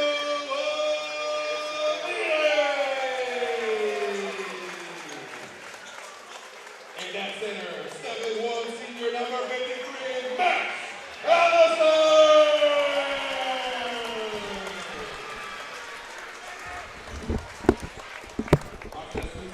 TT, Brunsway, Norris, Gaffney, Childs, Hintz, or Charlatan instead of Childs. And then it's Clark, Sorensen, Campbell, Aguirre, and Allison, your starting lineup for the Ankeny Hawks tonight. The Rams in their road black uniforms, gold numbers trimmed in gold, with the Hawks in their home whites. Maroon numbers with a little bit of gold on the around the numbers, but maroon trim. Brant Carlson, your head coach for Ankeny. David Stubbs for Southeast Polk. As we get ready to go for this contest, we've already had our national anthem. Yeah, we've already had the national anthem. I know everybody's standing and excited. It threw me off at state football this year. They did the anthem twice one day. But, you know. That was kind of like the awkward church moment. Yes. Stand up, sit down. Stand up, sit down. Yeah. Allison and Charlatan to tip things off here. Ankeny will score on the right. Southeast Polk on the left. Travis Carroll throws it in the air, and we're underway. From Ankeny High School tonight, Jasani Campbell with it. He is guarded by TT. There's a good matchup there to watch as TT, one of the quickest guys in the conference, Aguirre, as Brunsway Norris draws the assignment. 3 ball on the way, no good from Clark. Rebound. Charlatan saves it, and now he'll dribble it up to get the first offensive possession for the Rams. Gaffney. There's Childs. Catch, shoot, 3, score. Yeah, Childs isn't a primary scorer, but nice to get a little bit of production from him. Aguirre drives down. Now he looks for a kicking Campbell. Left side, 3-pointer, back of the iron, good. Two teams exchange a 3 in the first minute of this contest.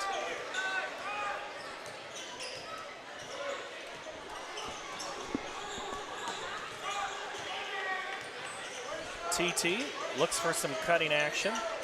He's guarded by Campbell. Now Charlatan, catch, shoot, 3, good again. I was really impressed with Charlatan against Valley. He's got a motor, and he'll be going hard all game. Only a sophomore. The only points have been 3, 6-3 right now. Rams in the lead. Aguirre, Rio.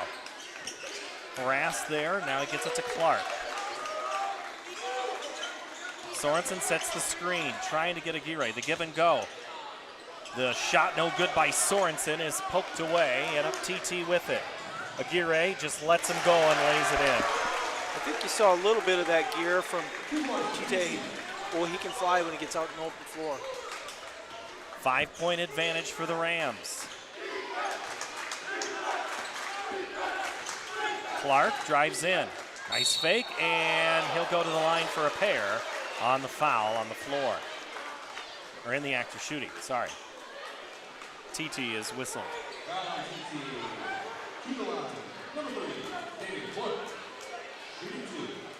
1 minute, 59 seconds gone so far, 8-3. Rams with the lead. No, I know you have seen the Hawks before. Paul, what do they like to come out with? Do they like to run, they half set, they press, they push? Everything. Everything. They will try everything. You're going to see just an aggressive style that's fundamentally sound. One thing that, I'm not saying Coach Carlson's all analytics, but he also knows that they need to make more free throws than the other team attempts, which means we need to drive and score and get to the line. So we need to be aggressive. So that tells you what he's trying to do with that situation. And, he's not afraid if they just score a bunch of layups, because that means they're getting the good, high-quality shots. TT's free, top of the key, no good. Rebound, Aguirre. Here come the Hawks, down by 4. Aguirre catches, and Allison collects. He's fouled. Allison just reached over and grabbed that. When you're 7-1, you can do that. And Max Allison will go to the line, the senior. I don't know. I couldn't tell you the last time I saw a 7-foot kid in high school, but it is a treat for me tonight. Misses the front end of that 2-shot situation. It stays a 4-point advantage for the Rams. I always wondered with that kind of frame if it was hard to shoot free throws with just bananas for fingers. Misses them both. Charlatan Gets by Allison and scores. 5 now for Joshua. And it's a 6-point lead for Southeast Polk. Sorensen out front. Now Aguirre. As they've switched up defensive assignments on him. Campbell catches, shoots, scores. Jasani now with a pair of threes. He has 6 of the team's 7 points. Lead down to 3. You know when Rio's going to draw that, he's always going to get the best defender, and he's going to have to work and come off picks to get his. Charlotte's a nice move on Allison and scores.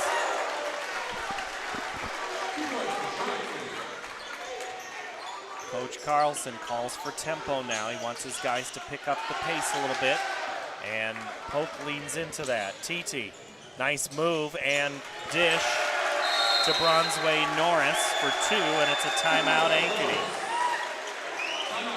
Blink, and all of a sudden a 7-point lead, and there'll be some substitutions coming in at the next check. Cowart and Kayan Ford in on the next Heart of Ankeny Hospital substitution. So we take a look here in this 30-second timeout. 4 minutes, 26 seconds. So what do you see so far, Ryan? I tell you what, I've watched the Rams for a few years. This team has something different than what they've had in the past, and that I think I attribute that all to Coach Stubbs. They're relentless on defense, they're quick on offense, they're confident shooting the basketball. So this is kind of new territory for the Rams, and I'm curious to see how Ankeny responds. Well, you think about some of the players in the past, good athletes maybe on the football team that graduated early, that didn't go out, that may have been that one piece, that extra part. I'm looking at you, Caden Proctor. I'm looking at you, Jackson Daly. I'm looking at you, Connor Moberly. All 3 of those guys, I think, graduated early as Aguirre drives in, collects, misses a tough shot underneath, and the Rams push tempo. Bronzeway Norris can't complete it. And then scoring is Gaffney. You were spot on, Paul, though. There are a lot of good athletes in Southeast Polk that maybe aren't on this tall. I think of T. Cantrell. Do you remember T. Cantrell? Yeah. Tight end? Really great athlete, played basketball, I think, for a period of time. And I think he's a South Dakota commit, so he's going to kind of take care of his body. Nice collection there by Gaffney, and a put back in, I think, Bronzeway Norris, and it's another timeout. This game all of a sudden could get away from Ankeny. Brant Carlson takes the full timeout at the 3:38 mark. 18-7, Rams in the lead here on the Ankeny Activities Network, built by the Danielle Seifert Real Estate Team. More Iowans drive Chevy than any other brand, and nearly 25% of the new Chevrolets sold last year came from the Karl Auto Group. Since 1978, we've exceeded expectations with an unbeatable selection and hard work that makes us your dealer for life. Come see why Iowans trust Karl Chevrolet, with locations in Ankeny, Stewart, and Webster City. Your dealer for life, it's the Karl way.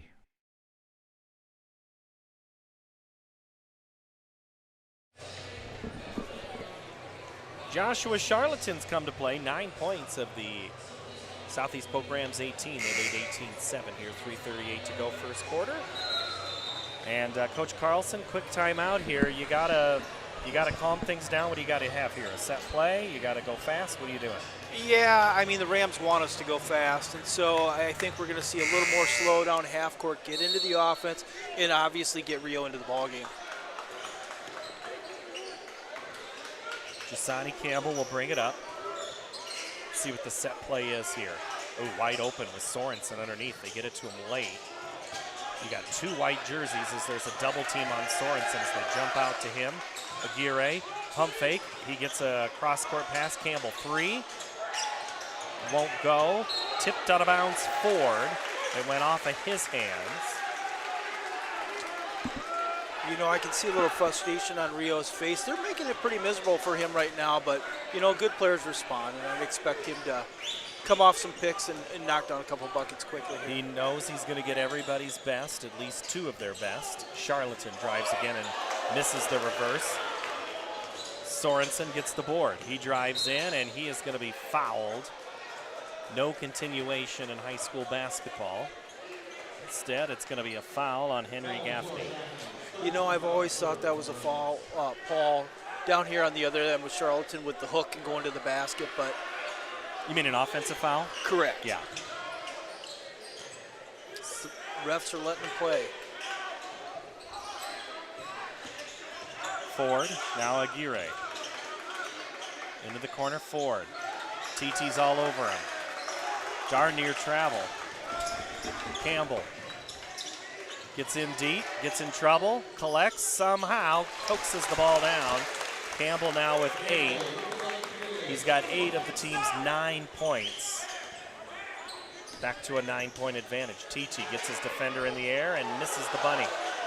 Ball's loose, and we're going to have a foul on Southeast Polk. It's going to be charged to Joshua Charlatan. Yeah, Ankony's going to need to be patient here. And you can almost see in TT's eyes, he's daring them to get out and run with him. But again, I would expect Coach Carlson will slow it down, get into the offense, get back in this thing. 18-9, 2:15 to play. They double up on Sorensen out front. Now Campbell collects, high off the glass, no good, and that's going to be a foul. Was that Gaffney, Paul? I think they're going to get Brunsway Norris. Okay. Held the offensive player. It is. It's charged to Brunsway Norris, his second foul.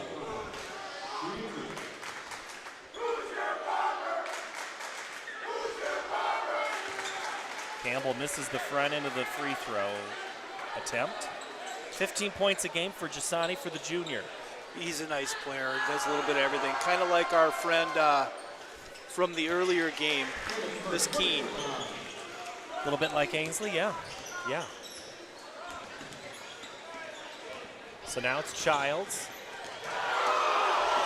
Hurts Cowart, and that might be a little injury here. Yep. Cowart might have seriously hurt his knee, and we have to play on. And I think Cowart is struggling. The senior on that right knee. Grant Waller is going to come out and take a look at this and try to find out what exactly is going on. A minute 52, we'll step away here for an injury on the Ankeny Activities Network, built by the Danielle Seifert Real Estate Team. At Ankeny Community School District, we know the power of public education. Your child's preschool, transitional kindergarten, and kindergarten journey begins here with a strong foundation. Certified educators provide an engaging curriculum in safe, nurturing environments. Space is limited for preschool and transitional kindergarten. Experience Ankeny. Preschool is free, and the strong start we provide your little learner is priceless. Samuel Cowart is helped off the floor by the training staff. He'll get looked at on that left knee. Yeah, we wish the best for him. Like you said earlier, Paul, that kind of looked like a Patrick Mahomes where that knee got caught up.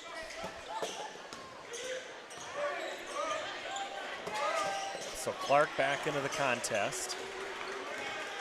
And the Rams go to work. Charlatans had a good first quarter. Ball's loose, collected by the Hawks. Sorensen kind of blocked out the body. Now it's Ford. He gets in trouble, looks for help, gets it to Clark. Sorensen is just absolutely being harassed. Campbell's three in the corner is good.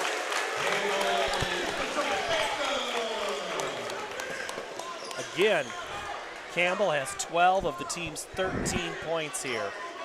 The minute 10 to play in the quarter. Kind of the Jasani show, isn't it? It is.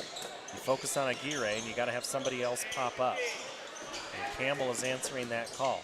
Nice move by TT. Hangs up in the lane, no good. Aguirre the board. Rio top of the key. Gets down on his player, and it's poked away, and it's going to go off of Aguirre. And he's making his case that it was not off of his arm, but instead off of Brunsway Norris. Travis Carroll says, it's going back to the black. TT. Childs. Childs gets past the defense, throws it up, no good, gets his own board, has it swatted away by Ford. And Ankeny comes away with it with 20 seconds to go in the quarter, down by 5. Let's see if Rio can get loose here for one. Sorensen, 8 seconds. Sorensen drives in, kicks it to Aguirre, 3 seconds, 2 seconds. Aguirre, 15-footer at the buzzer, no good. And that ends the first quarter. It's all Southeast Polk. They lead 18-13. This is the Ankeny Activities Network, built by the Danielle Seifert Real Estate Team. All the pets in Ankeny can't wait to see us at Heart of Ankeny Animal Hospital. Located just south of Uptown, our family-owned and operated practice has yearly plans with monthly pay options. Your dog or cat can get routine and preventative care before you may ever even know they are sick. From dental care to x-rays to our own pharmacy, we love them like our own. Your pets are our pets at Heart of Ankeny Animal Hospital.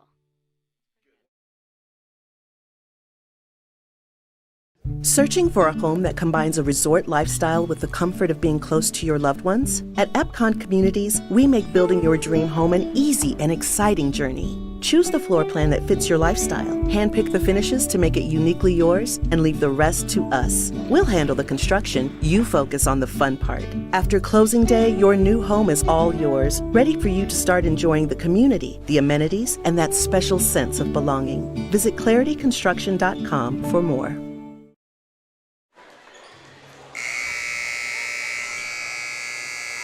Southeast Polk opens up a 5-point lead as we begin quarter number 2, 18-13. And it's been all Charlatan, his 9. Childs 3, Gaffney and Bronzeway Norris with a pair, as well as TT for Ankeny. It's been all Jasani Campbell and 1 point from Caden Clark. It's pretty easy scoring. Yeah, 2 guys kind of played the first quarter, huh? Ankeny's going to need other guys to get into the mix and keep getting stops as Southeast Polk is kind of slowed up just a tiny little bit. Whether that's Ankeny adjustment after that second quick timeout. It's a game of averages. Bronzeway Norris with it now. TT in the orange shoes. Just loses the handle on it. And Aguirre says thank you. Now it's quickly Jasani Campbell. Now in the corner Ford. His shot won't go. And it's up for the Rams. TT. Gaffney. And a whistle. And a foul. It's going to be on Jasani Campbell. That's one way to stop him. Get him in foul trouble. I forgot to train for the sitting in this spot, Ryan. Oh, I forget how sometimes you have to stand. Seat cushions next time. And I have them. That's the thing. I usually always remember it. Good thing I have a lot of padding. That's right. Gaffney, now TT. 15 foot from the elbow, good, or from the middle. Yeah, that guy's one tough customer. You know, his jump shot's a little different, but boy, I've seen it go quite a bit. Campbell. Now Clark. Loses the handle, gets it back. 7-point advantage. Campbell. 3 short. Round Charlatan. Aguirre fights him, so does Ford. Charlatan absolutely harassed at every turn, and he comes away with the basketball. And now let's see what he can do. Throws the left arm, takes a step, gets it to TT. Blocked underneath, gets his defenders up in the air, and that's going to be a foul on Aguirre or Ford. And it's going to be on Kean Ford.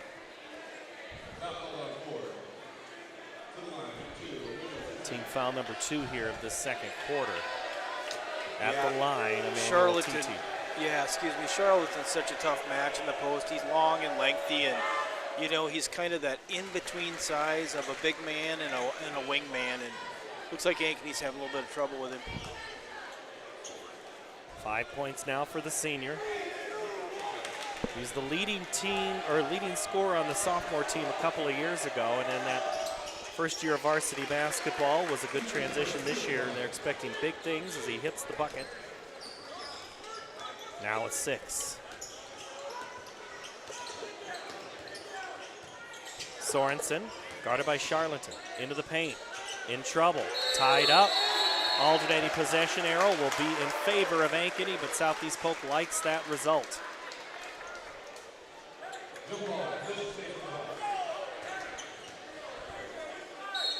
Gire to inbound. 6:07 to play before half. Gets it into Campbell in the corner. Campbell's been all the offense. Aguirre gets his guy, 15-footer, short. Sorensen fights, it goes off his arm and out of bounds. Yeah, you read the body language, Paul, on some of the Ankeny Hawks right now, and they're frustrated. You know, and Rio's a little bit frustrated himself, and that's when you have to pull yourself together as a group and work hard and cut and get into that half-court offense and get some easy buckets. Ford goes out, and Cale Roush comes back in, QB1 in the game now.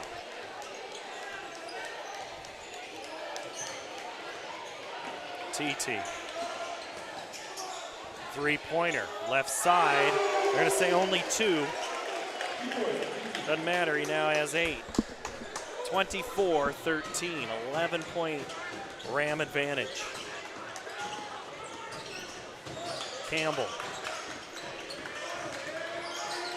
Left hand backs his way down, throws it in for 2.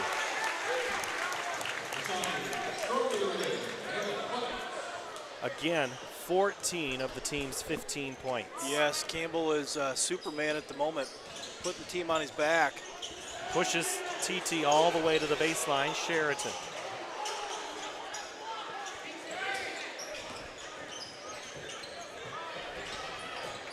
Charlatan comes for the rescue. He'll step back, shoot the 3, miss it. Rebound, you guessed it, Campbell. Up ahead, Aguirre, 1-on-4. Backside pass, no good. Too strong for Clark, and again, the lid is on the basket for everybody but Jasani Campbell. 3 on the way for the Rams is way off the mark by Child. Loose ball on the ground, Roush gets the fumble. Now it's Aguirre with it.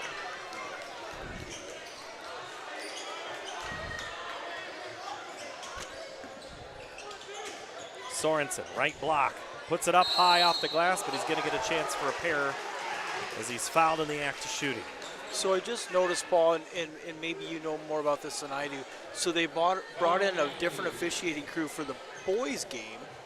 Yeah, and I didn't know that until prior to the girls' game when they were saying there's 2 sets of officials. The sophomore boys and the varsity girls done by one crew, and the varsity boys get this game.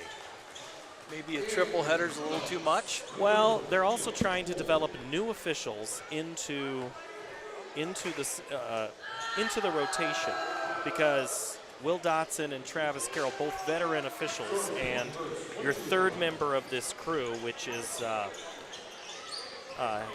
Colson Hesterman, kind of getting a chance to work with these 2 veterans.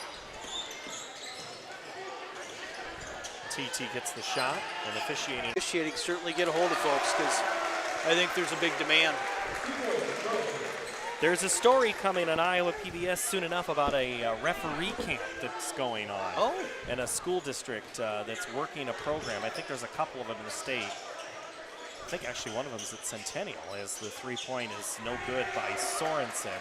And again, rebound Rams. TT leaves it at the door for Bronzeway Norris. He traveled. Too many pivots.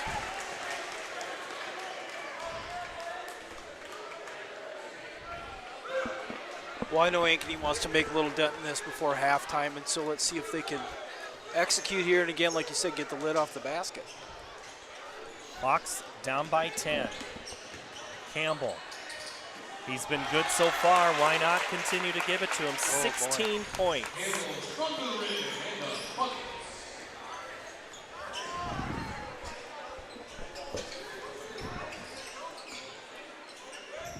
Charlatan. Now Brunsway Norris. Charlatan lays it in. Great charge at the basket for Joshua. The sophomore is having himself a game. First half.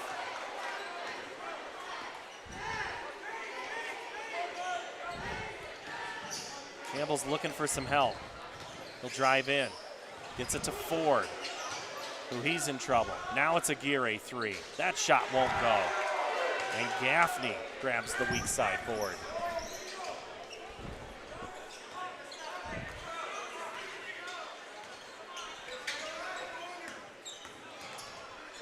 Charlatan again. Wow. Wow. 15.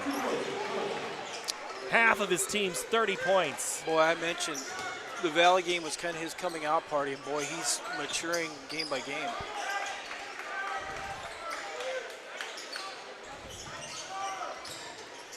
Campbell's tied up. They're going to say foul, not a tie-up. Coach Stubbs says, that's okay. That's good aggressive. I'll take that. Foul is charged to Charlatan. Not sure he likes that result.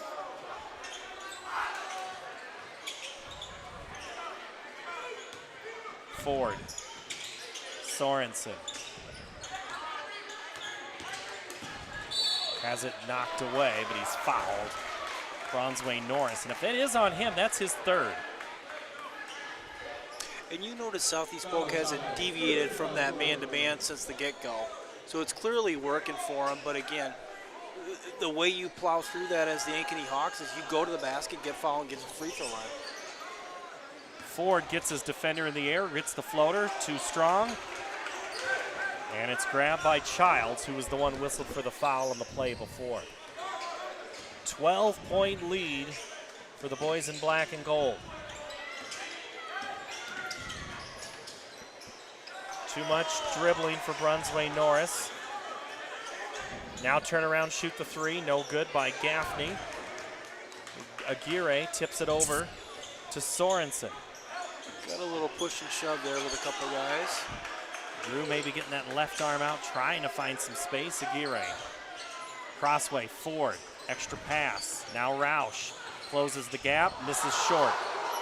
Throws it off of, I think he threw it off of Childs. That's quarterback hands right there. I tell you what, I'm not mad at that possession because they got the shot they wanted, right? He just came up short. Yeah.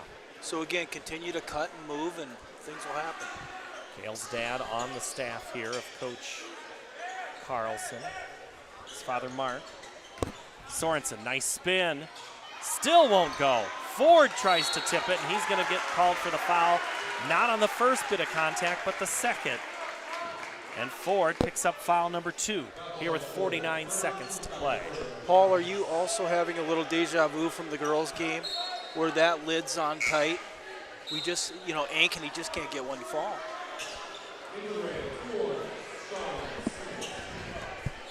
I think you mentioned it. You're looking at that deficit here before half. You'd like to try to get it at 10 or less if you're Ankeny, but right now, that is a tall task. Yeah, you want to get it to a manageable point.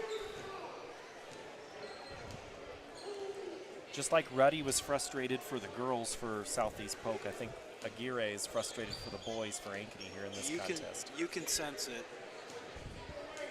But shooter's got to shoot, and I would expect him to rebound. And averages play out. Let's see here. Gaffney, 3. Off the mark hard. 18 seconds to go. Campbell the rebound. Now Sorensen comes to his aid. He kind of now picks up his pace to give his team a chance to have a decent look at the basket. 7 seconds. Aguirre into the corner. Ford has the 3. Takes it. Misses. Rebound Gaffney. And that's how the half is going to end. The heave is going to be nowhere close. Into the arms of the green sweatshirted, red-headed Santa. But it's 30-18. It is all Rams in this first half. We will step away for a moment. We'll recap the scoring. But I can tell you, it's basically 2 names. We'll recap the girls' contest and the stats of the boys when we come back. 30-18, Southeast Polk in control of this boys' contest on the Ankeny Activities Network, which is powered and built by the Danielle Seifert Real Estate Team.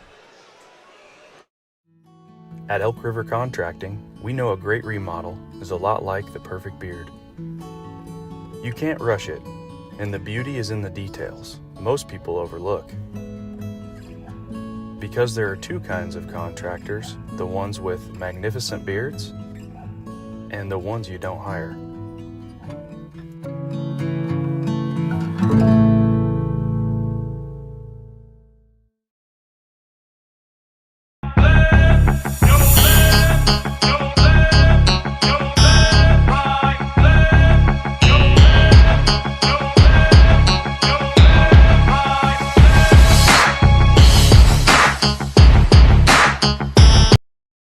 We're here at US Cellular, Frost Days, where our customers get exclusive deals just for them. It's like we got our own special club. Should we show them?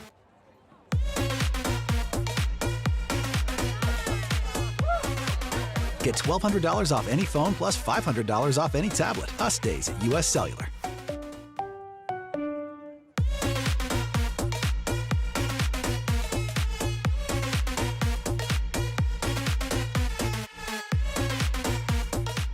Phones were made to help us connect, yet somehow they've made us less connected, which is ironic. Don't you think? We try to put our phones down, but we need to pick them up to see the menu. We can't watch something without also watching something else. Ironic. Ironic. But look, here's a phone company who wants you to use your phone less. That's ironic. Yeah, but in a good way. Let's find us again with Us Mode. US Cellular, built for us. Traffic jam. Ugh, and I'm already late. So when an athlete walks into Nick Garage Fitness, the one thing we want them to know is that this is a phenomenal community. We have the best coaching. We have the best technology. We have the programming that can help them succeed. So whether it's trying to get on JV for the first time, going to that next level on varsity, going from a second string to an all-state player, we have the tools, we have the programming and the coaching in order to take each individual to their next level.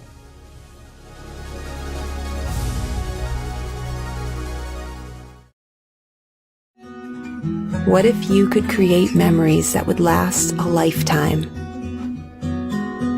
That would be pretty cool. Well, now you can.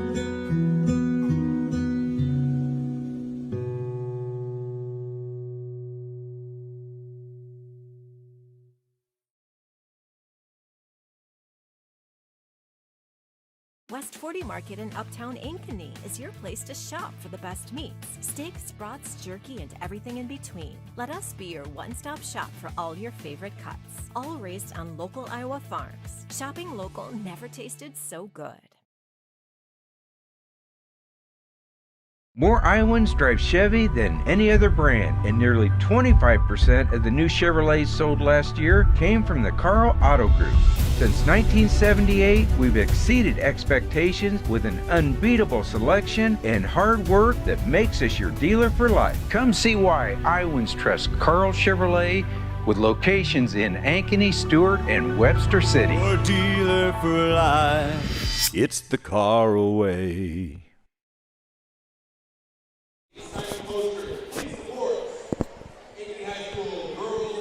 Well, it's pretty easy to tell you what happened in the first half. Joshua Charlton 15, Jasani Campbell 16. The problem is for Ankeny, there's been other guys that have scored for the Rams. They trail 30-18. Southeast Polk in the lead here.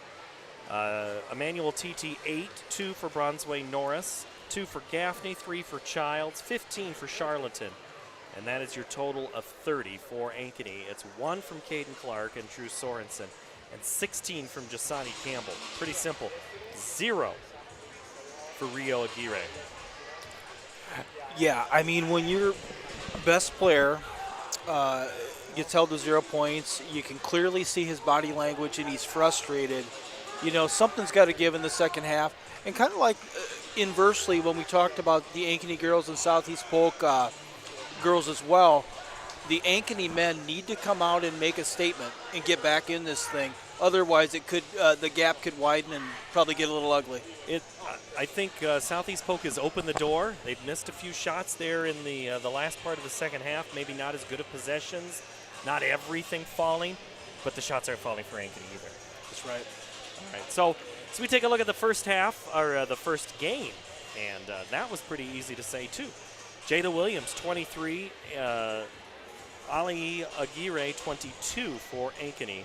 2 for Keene and 5 for Hawkins, and that is what you needed to score 52 points. 38 for the Rams, 7 for Yasana Love-Smith, 5 for Grace Wilson, 13 for Hallie Clark, and 6 for Allie Bogwell. Happened to see Coach Johnson in the hallway after the game and just said, hey, you got the parts there? And he's like, yeah, we are. We're just a couple of things away. And, you look at that contest, and it's early. It's still early, but you're also going to start knowing a lot about your team, and it's going to kind of how you play this week really kind of makes the next 2 weeks enjoyable or not so enjoyable. Well, you ask any coach that's had young teams before, it is literally growing pains. You watch these kids come up, they play hard, they do some good things, they have flashes of brilliance, but at the end of the day, they're still young kids, and more often than not, you're going to take those teams to the next level with upperclassmen. Well, both teams are still in the locker room. They are making some adjustments, and I'm pretty sure for Ankeny, they're just writing up 35. He is on your team. Give him the ball. But I know it's more complicated than that. We'll break it down and see how it unfolds. 30-18, your halftime score. Back in a moment. This is the Ankeny Activities Network, built by the Danielle Seifert Real Estate Team. At Ankeny Community School District, we know the power of public education. Your child's preschool, transitional kindergarten, and kindergarten journey begins here with a strong foundation. Certified educators provide an engaging curriculum in safe, nurturing environments. Space is limited for preschool and transitional kindergarten. Experience Ankeny. Preschool is free, and the strong start we provide your little learner is priceless.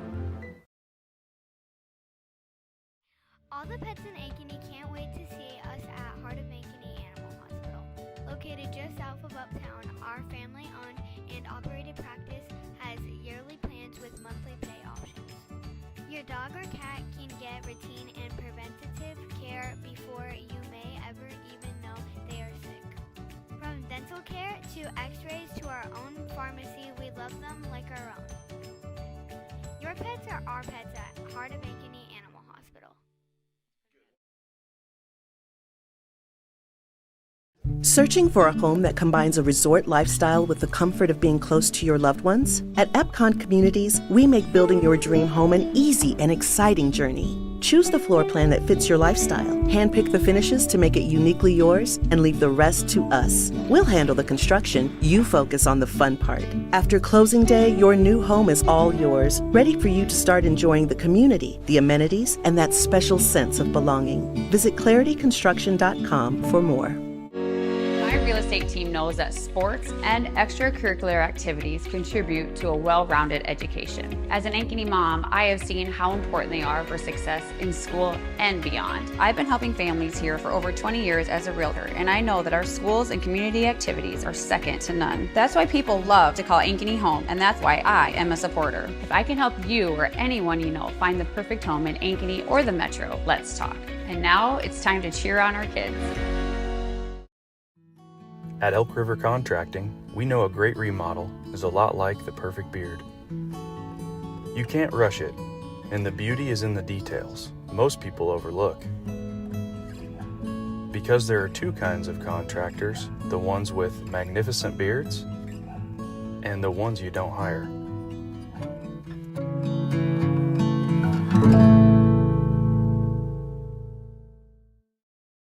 We're here at US Cellular, Frost Days, where our customers get exclusive deals just for them. It's like we got our own special club. Should we show them?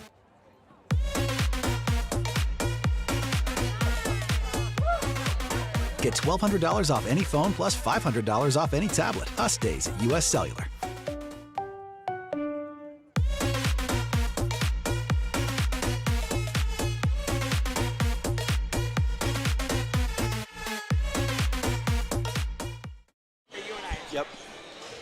Back here at the Ankeny High School, it is Southeast Polk 30, Ankeny 18. Ryan Hackey, Paul Yeager with you here on this Tuesday night. 2 more games to go before the holiday break.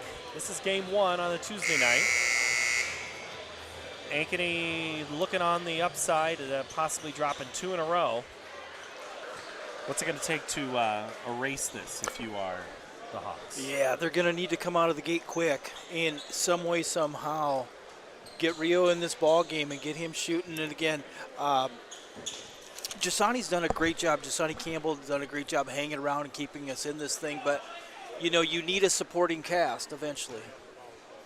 Well, Jasani Campbell's been doing his part, and he's going to need some help. Max Allison comes out to start, as well as Sorensen, Campbell, Aguirre, and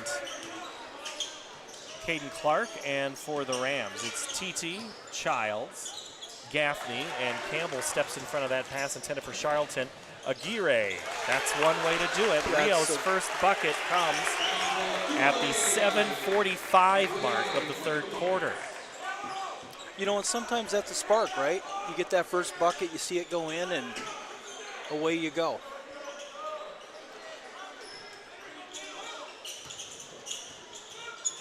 Now it's Gaffney. Charlton, who's very good in the first half. They get behind the defense. Allison not quite able to recover. And again, I think it's TT with the bucket. He now has 10. And he was down in the tall trees, too. Yeah, of the disparity between the two players, yes, that's the greatest one. And again, Campbell gets a bucket. He now has 18.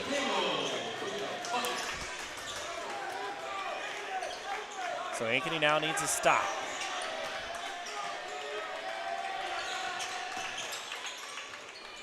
Nice three on the way from Gaffney.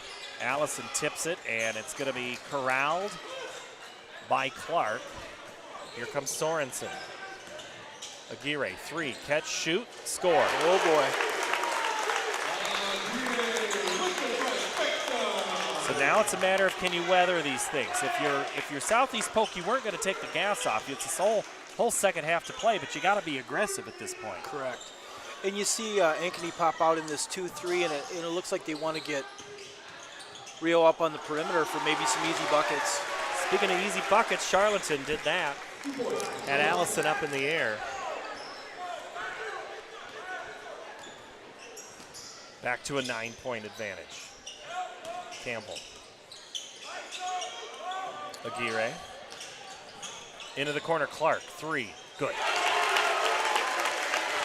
Ankeny fans starting to make a little bit of noise now as they've started to maybe find the offensive flow that they want. Steele, Aguirre, Sorensen, 2-on-1, 3-on-1, score.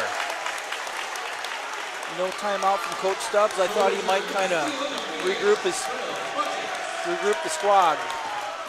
12-4 run to start the third quarter for Ankeny.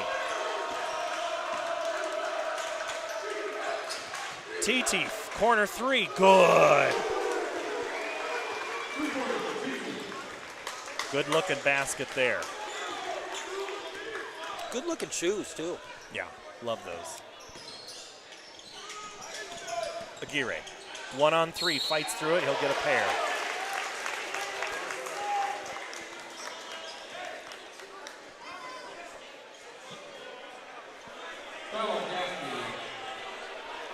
Gaffney is called for the personal. That is his third.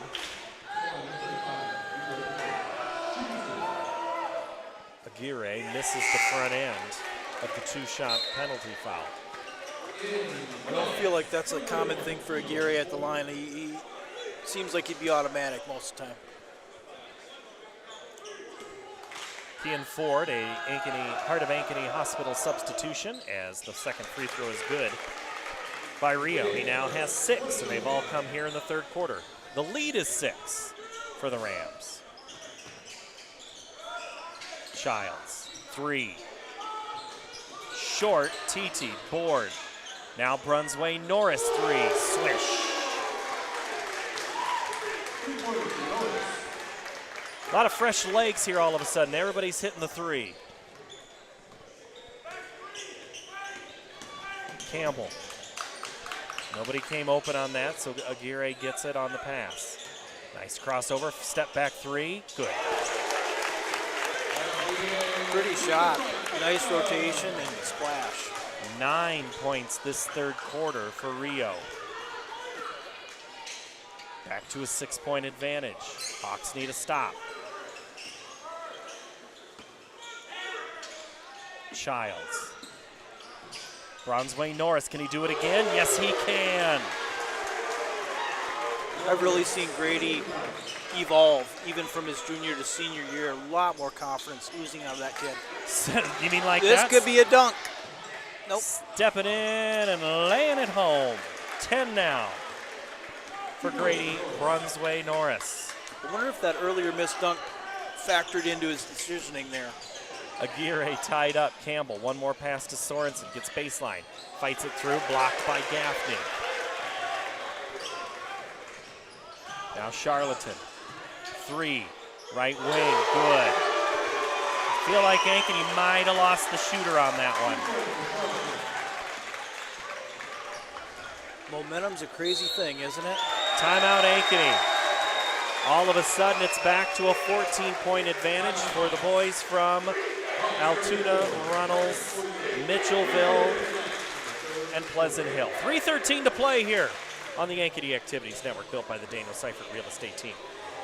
More Iowans drive Chevy than any other brand, and nearly 25% of the new Chevrolets sold last year came from the Karl Auto Group.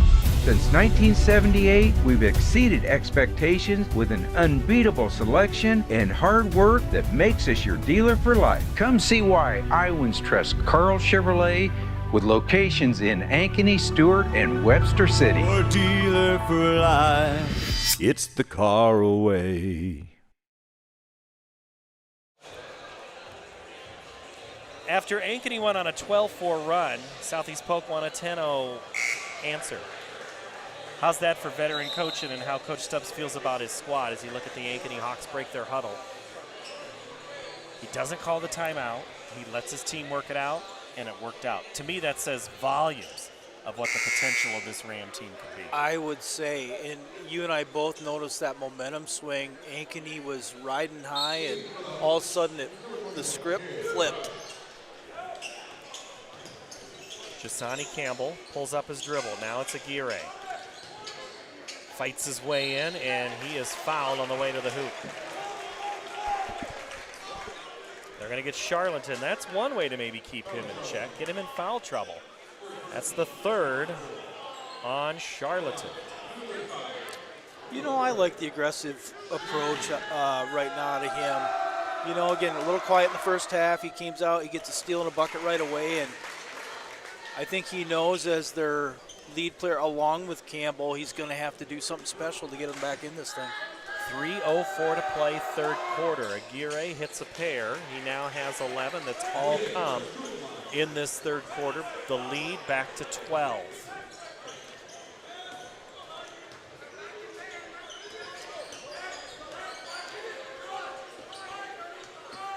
So you notice, Paul, Coach Carlson pulled him out of that 2-3 and has gone back to man. I don't think he liked what he saw when SCP made that little run. Nice drive. Charlatan hits the underside of the rim. Aguirre grabs the board. He fights in, cuts it through, knocked away by Childs, but the Hawks get it back. In trouble is Roush, and it's going to be a turnover.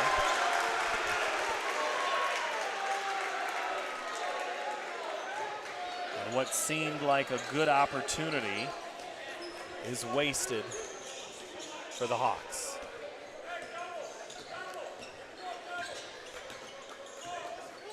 TT, guarded by Sorensen.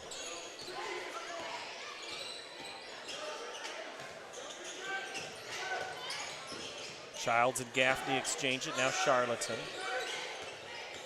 Gaffney trying to set the screen. Childs. Shot clock at 3. Charlatan has it knocked away. Aguirre's making the claim. It doesn't matter. They just have to play defense for 1 second on this shot clock. Definitely an interesting no call there. But, you know, they've been consistent. Let them play tonight. You could argue that that was only. And a catch shoot, and that's going to be short. Shot clock violation. You could argue the reason that ball went as far is because it was all ball. It wasn't a hand. Right. So Ankeny on the turnover with 1:50 to play here in the third quarter. Trail by 12. Jasani Campbell, who has 18, 16 of it all coming in the first half. He was the scoring for the Hawks. Ford, the sophomore, getting some big minutes here tonight. They need him. Sorensen drives in, shot rejected. Now back, Aguirre after the ball's knocked around. Catch Charlatan in the air and scores. Boy, that's a tough take, but really nice job by Aguirre. Quickly with 13. Rams still by 10.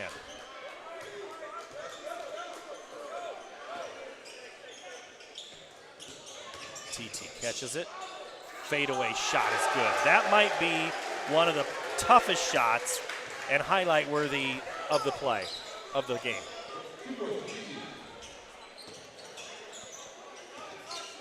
Give and go, Sorensen and Aguirre goes nowhere. Now Sorensen kicks it back to Aguirre. Step back three, no good. Charlatan, the rebound, 40 seconds. And he's going to be fouled by Ford. You know, you wouldn't expect a guy at Charlatan's size to have pretty good handles to bring the ball before. He does a nice job. Ford picks up the foul. That's his third. Yeah, it didn't really look like he was the one that committed the foul. Offensive players get a lot of latitude. We've seen a couple of times tonight. Under 30 seconds to go. Shot clock about a second different. Rams by 12, same spread they had at halftime. You're coaching the Rams, Paul. What are you drawing up here? You're trying to milk this thing as long as you can and go with your hot hand, and that could be anybody. I mean, the way these guys have played. Oh, or you just go TT on the drive, the clear out, 17 for TT. That's going to end the third quarter on an exclamation point for the Rams. 52-38, 1 quarter to go from Ankeny High School on the Ankeny Activities Network, built by the Danielle Seifert Real Estate Team. We're here at US Cellular, Frost Days, where our customers get exclusive deals just for them. It's like we got our own special club. Should we show them?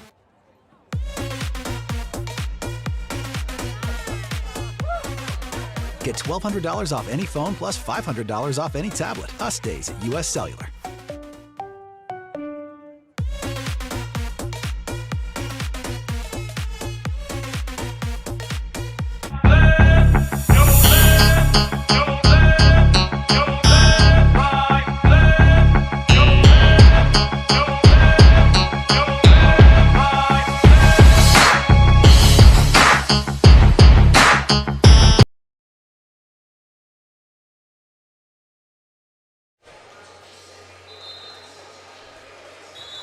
Basketball's a game of runs, Ryan Hackey, and right there the Rams were big when it counted.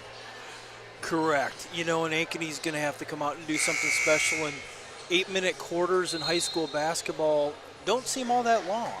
And so again, you gotta be the aggressor and come out hot. Well, and when you're down 14. And that's kind of what Ankeny got into trouble with Waukee on Friday night. They got down, and now they've made it much harder here as they get the ball to start the fourth quarter.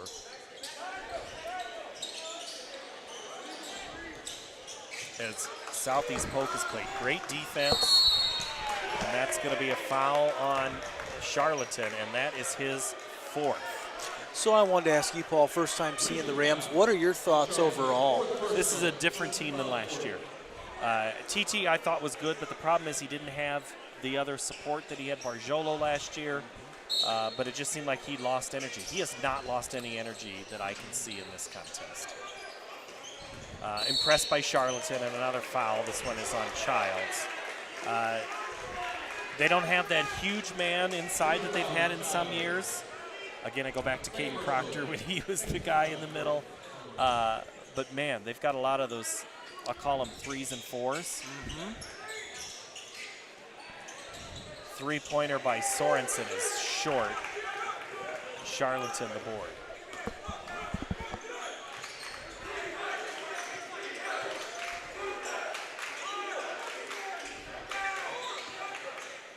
Ankeny team's got to figure out a way to identify a couple of other scores.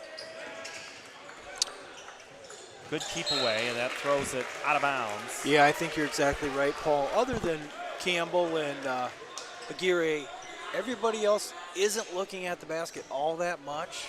And I feel like they're kind of waiting for those two guys to do what they do, right? And clock's a ticking. They need some contributions. Sorensen normally averages 10. He's only has 3 as he drives down there. That ball is short, and we've got ourselves a tie-up. Allison and Brunsway Norris. And we haven't seen Sam Cowart come back, another player.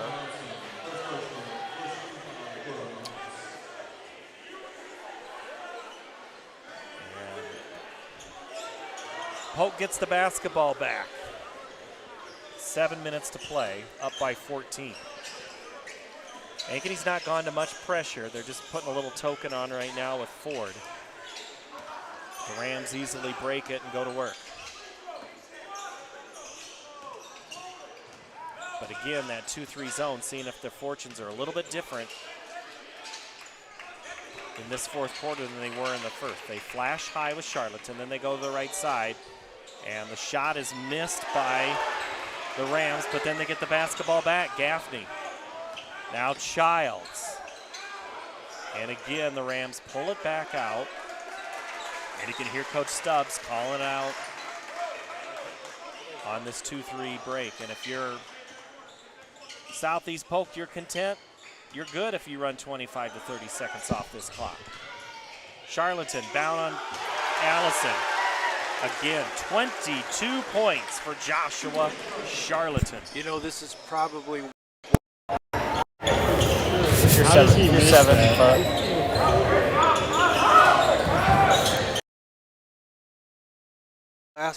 I mean, Dave Stubbs is my coach of the year already.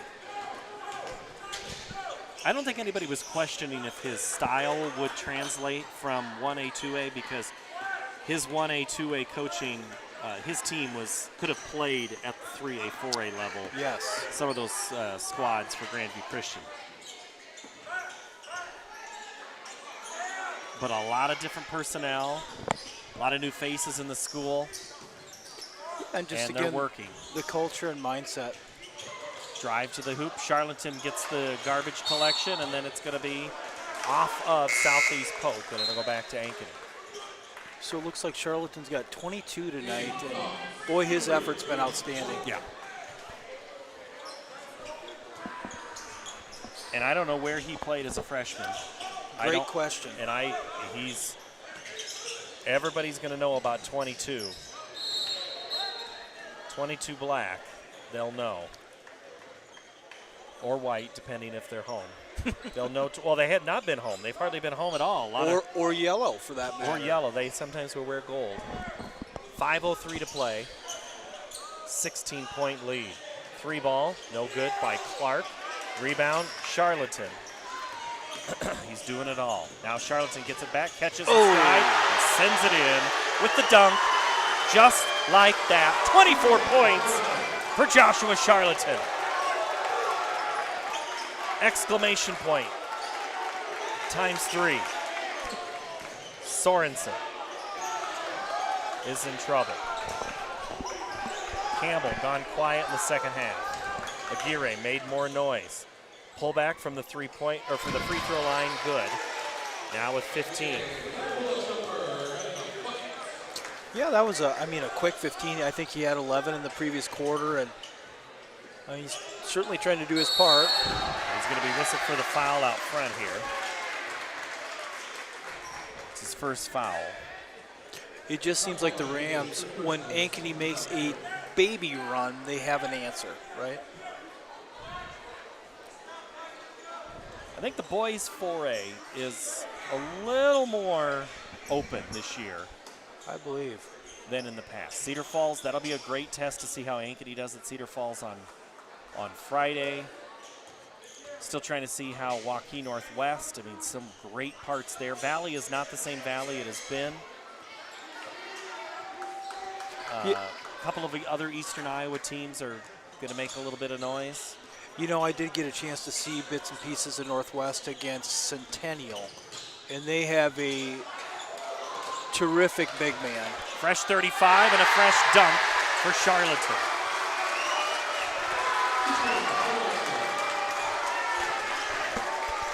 $18-point advantage for the Rams, and this one's turning into a blowout.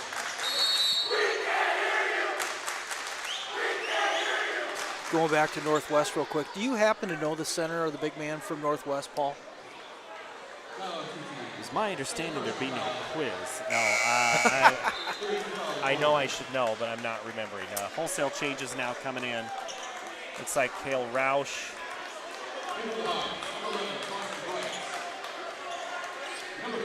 So Coach Carlson appears to pull the A squad, right? And let the team think about it a little bit here.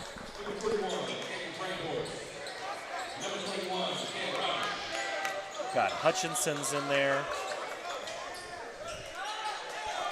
3 on the way for Roush is no good.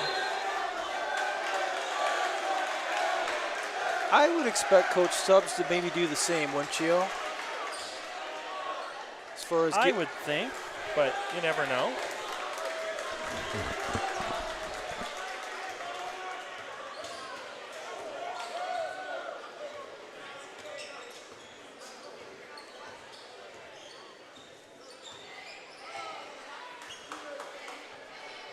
Paul trying to do some crack research. I have to, yeah, and I did not write down a couple of things. So the final 2:47 here, 58-40.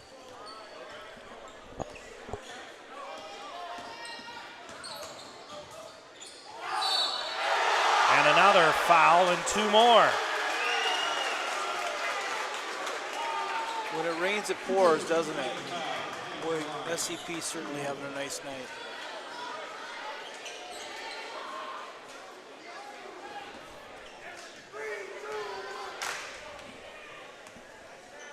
Trying to see what Mr. TT has tonight for points.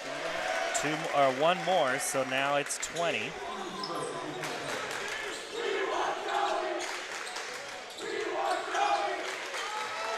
And it's a bucket for the Hawks. And that was Andrew Brandhorst. Yeah, looks like Coach Stubbs is going to pull a couple starters here shortly. As Roush gets into it with Charlatan.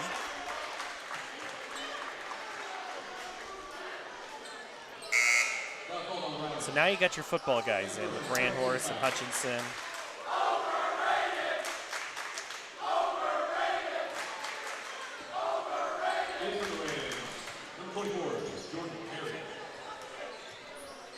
Sounds like some playful banter from the I think Altoona we're fans. gonna, yeah, I think we're gonna have a little more of that here. As the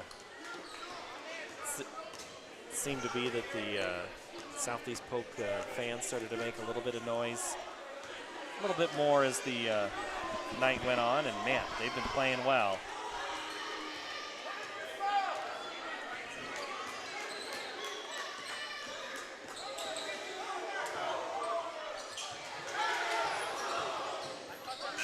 Shot at the buzzer is no good. It's going to be a shot clock violation. As trying to get that shot off. Jordan Perry not able to get it off in time. Hutchinson scores. The quarterback turned wide receiver. Is that right with Hutchinson? Yeah, he was a quarterback with Roush for the longest time, and then they moved him to tight end receiver this year. That's a big quarterback. That is. And Bright kicks it into the corner. Now it's Maston. Bright in trouble. Pulls up, gets it to go. 2 for Bright. So we're in the final minute now, 61-46. Well, as we're winding down, Paul, I want to say thank you to you and Levi for letting me hang out with you tonight. Well, glad to have you here. Hope it was okay. It was a blast. As we continue to work our schedule and get into the flow of regularity of who's doing what games, and we're going to have substitutions here for the Rams. Let's see, so they don't have 1 on the roster. They do have 33, that's Joseph Childs. Will Hintz, who played a lot last year.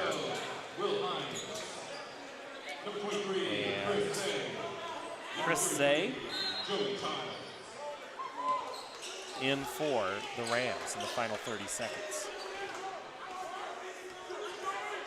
That's Childs. Drives in. Tipped away by Roush. Now it's up to Maston. He'll make a move, get to the basket, kick it now to Brandhorst. That one gets away, and the Rams now can hold it for the final 8 seconds. No need to put it in any further than that. This is a very big statement win. The Rams go on the road, and they thump 61-46, the home team, the Ankeny Hawks. Great win for the Rams tonight on the road.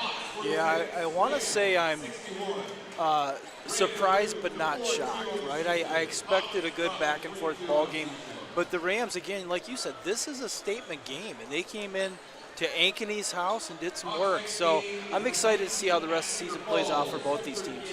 Joshua Charlton, 26 points. Emmanuel TT, 20-10 for Bronzeway Norris. A couple of those threes were big in the third quarter for Ankeny. Clark with 4, Sorensen 3, Jasani Campbell 18, Aguirre 15, Hutchinson 2, Bright 2, and that's how it ends. The Hawks fall to 3-2. The Rams improve to 5-2. They'll be at Waukee Northwest in what now has become a very big, large game Friday night. The Hawks go on the road up Highway 20 to Cedar Falls, where they'll face one of the top teams in Class 4A. For Ryan Hackey, Levi Yeager, Logan Friesman, I'm Paul Yeager. Thanks for watching. Thanks for being here tonight, Ryan.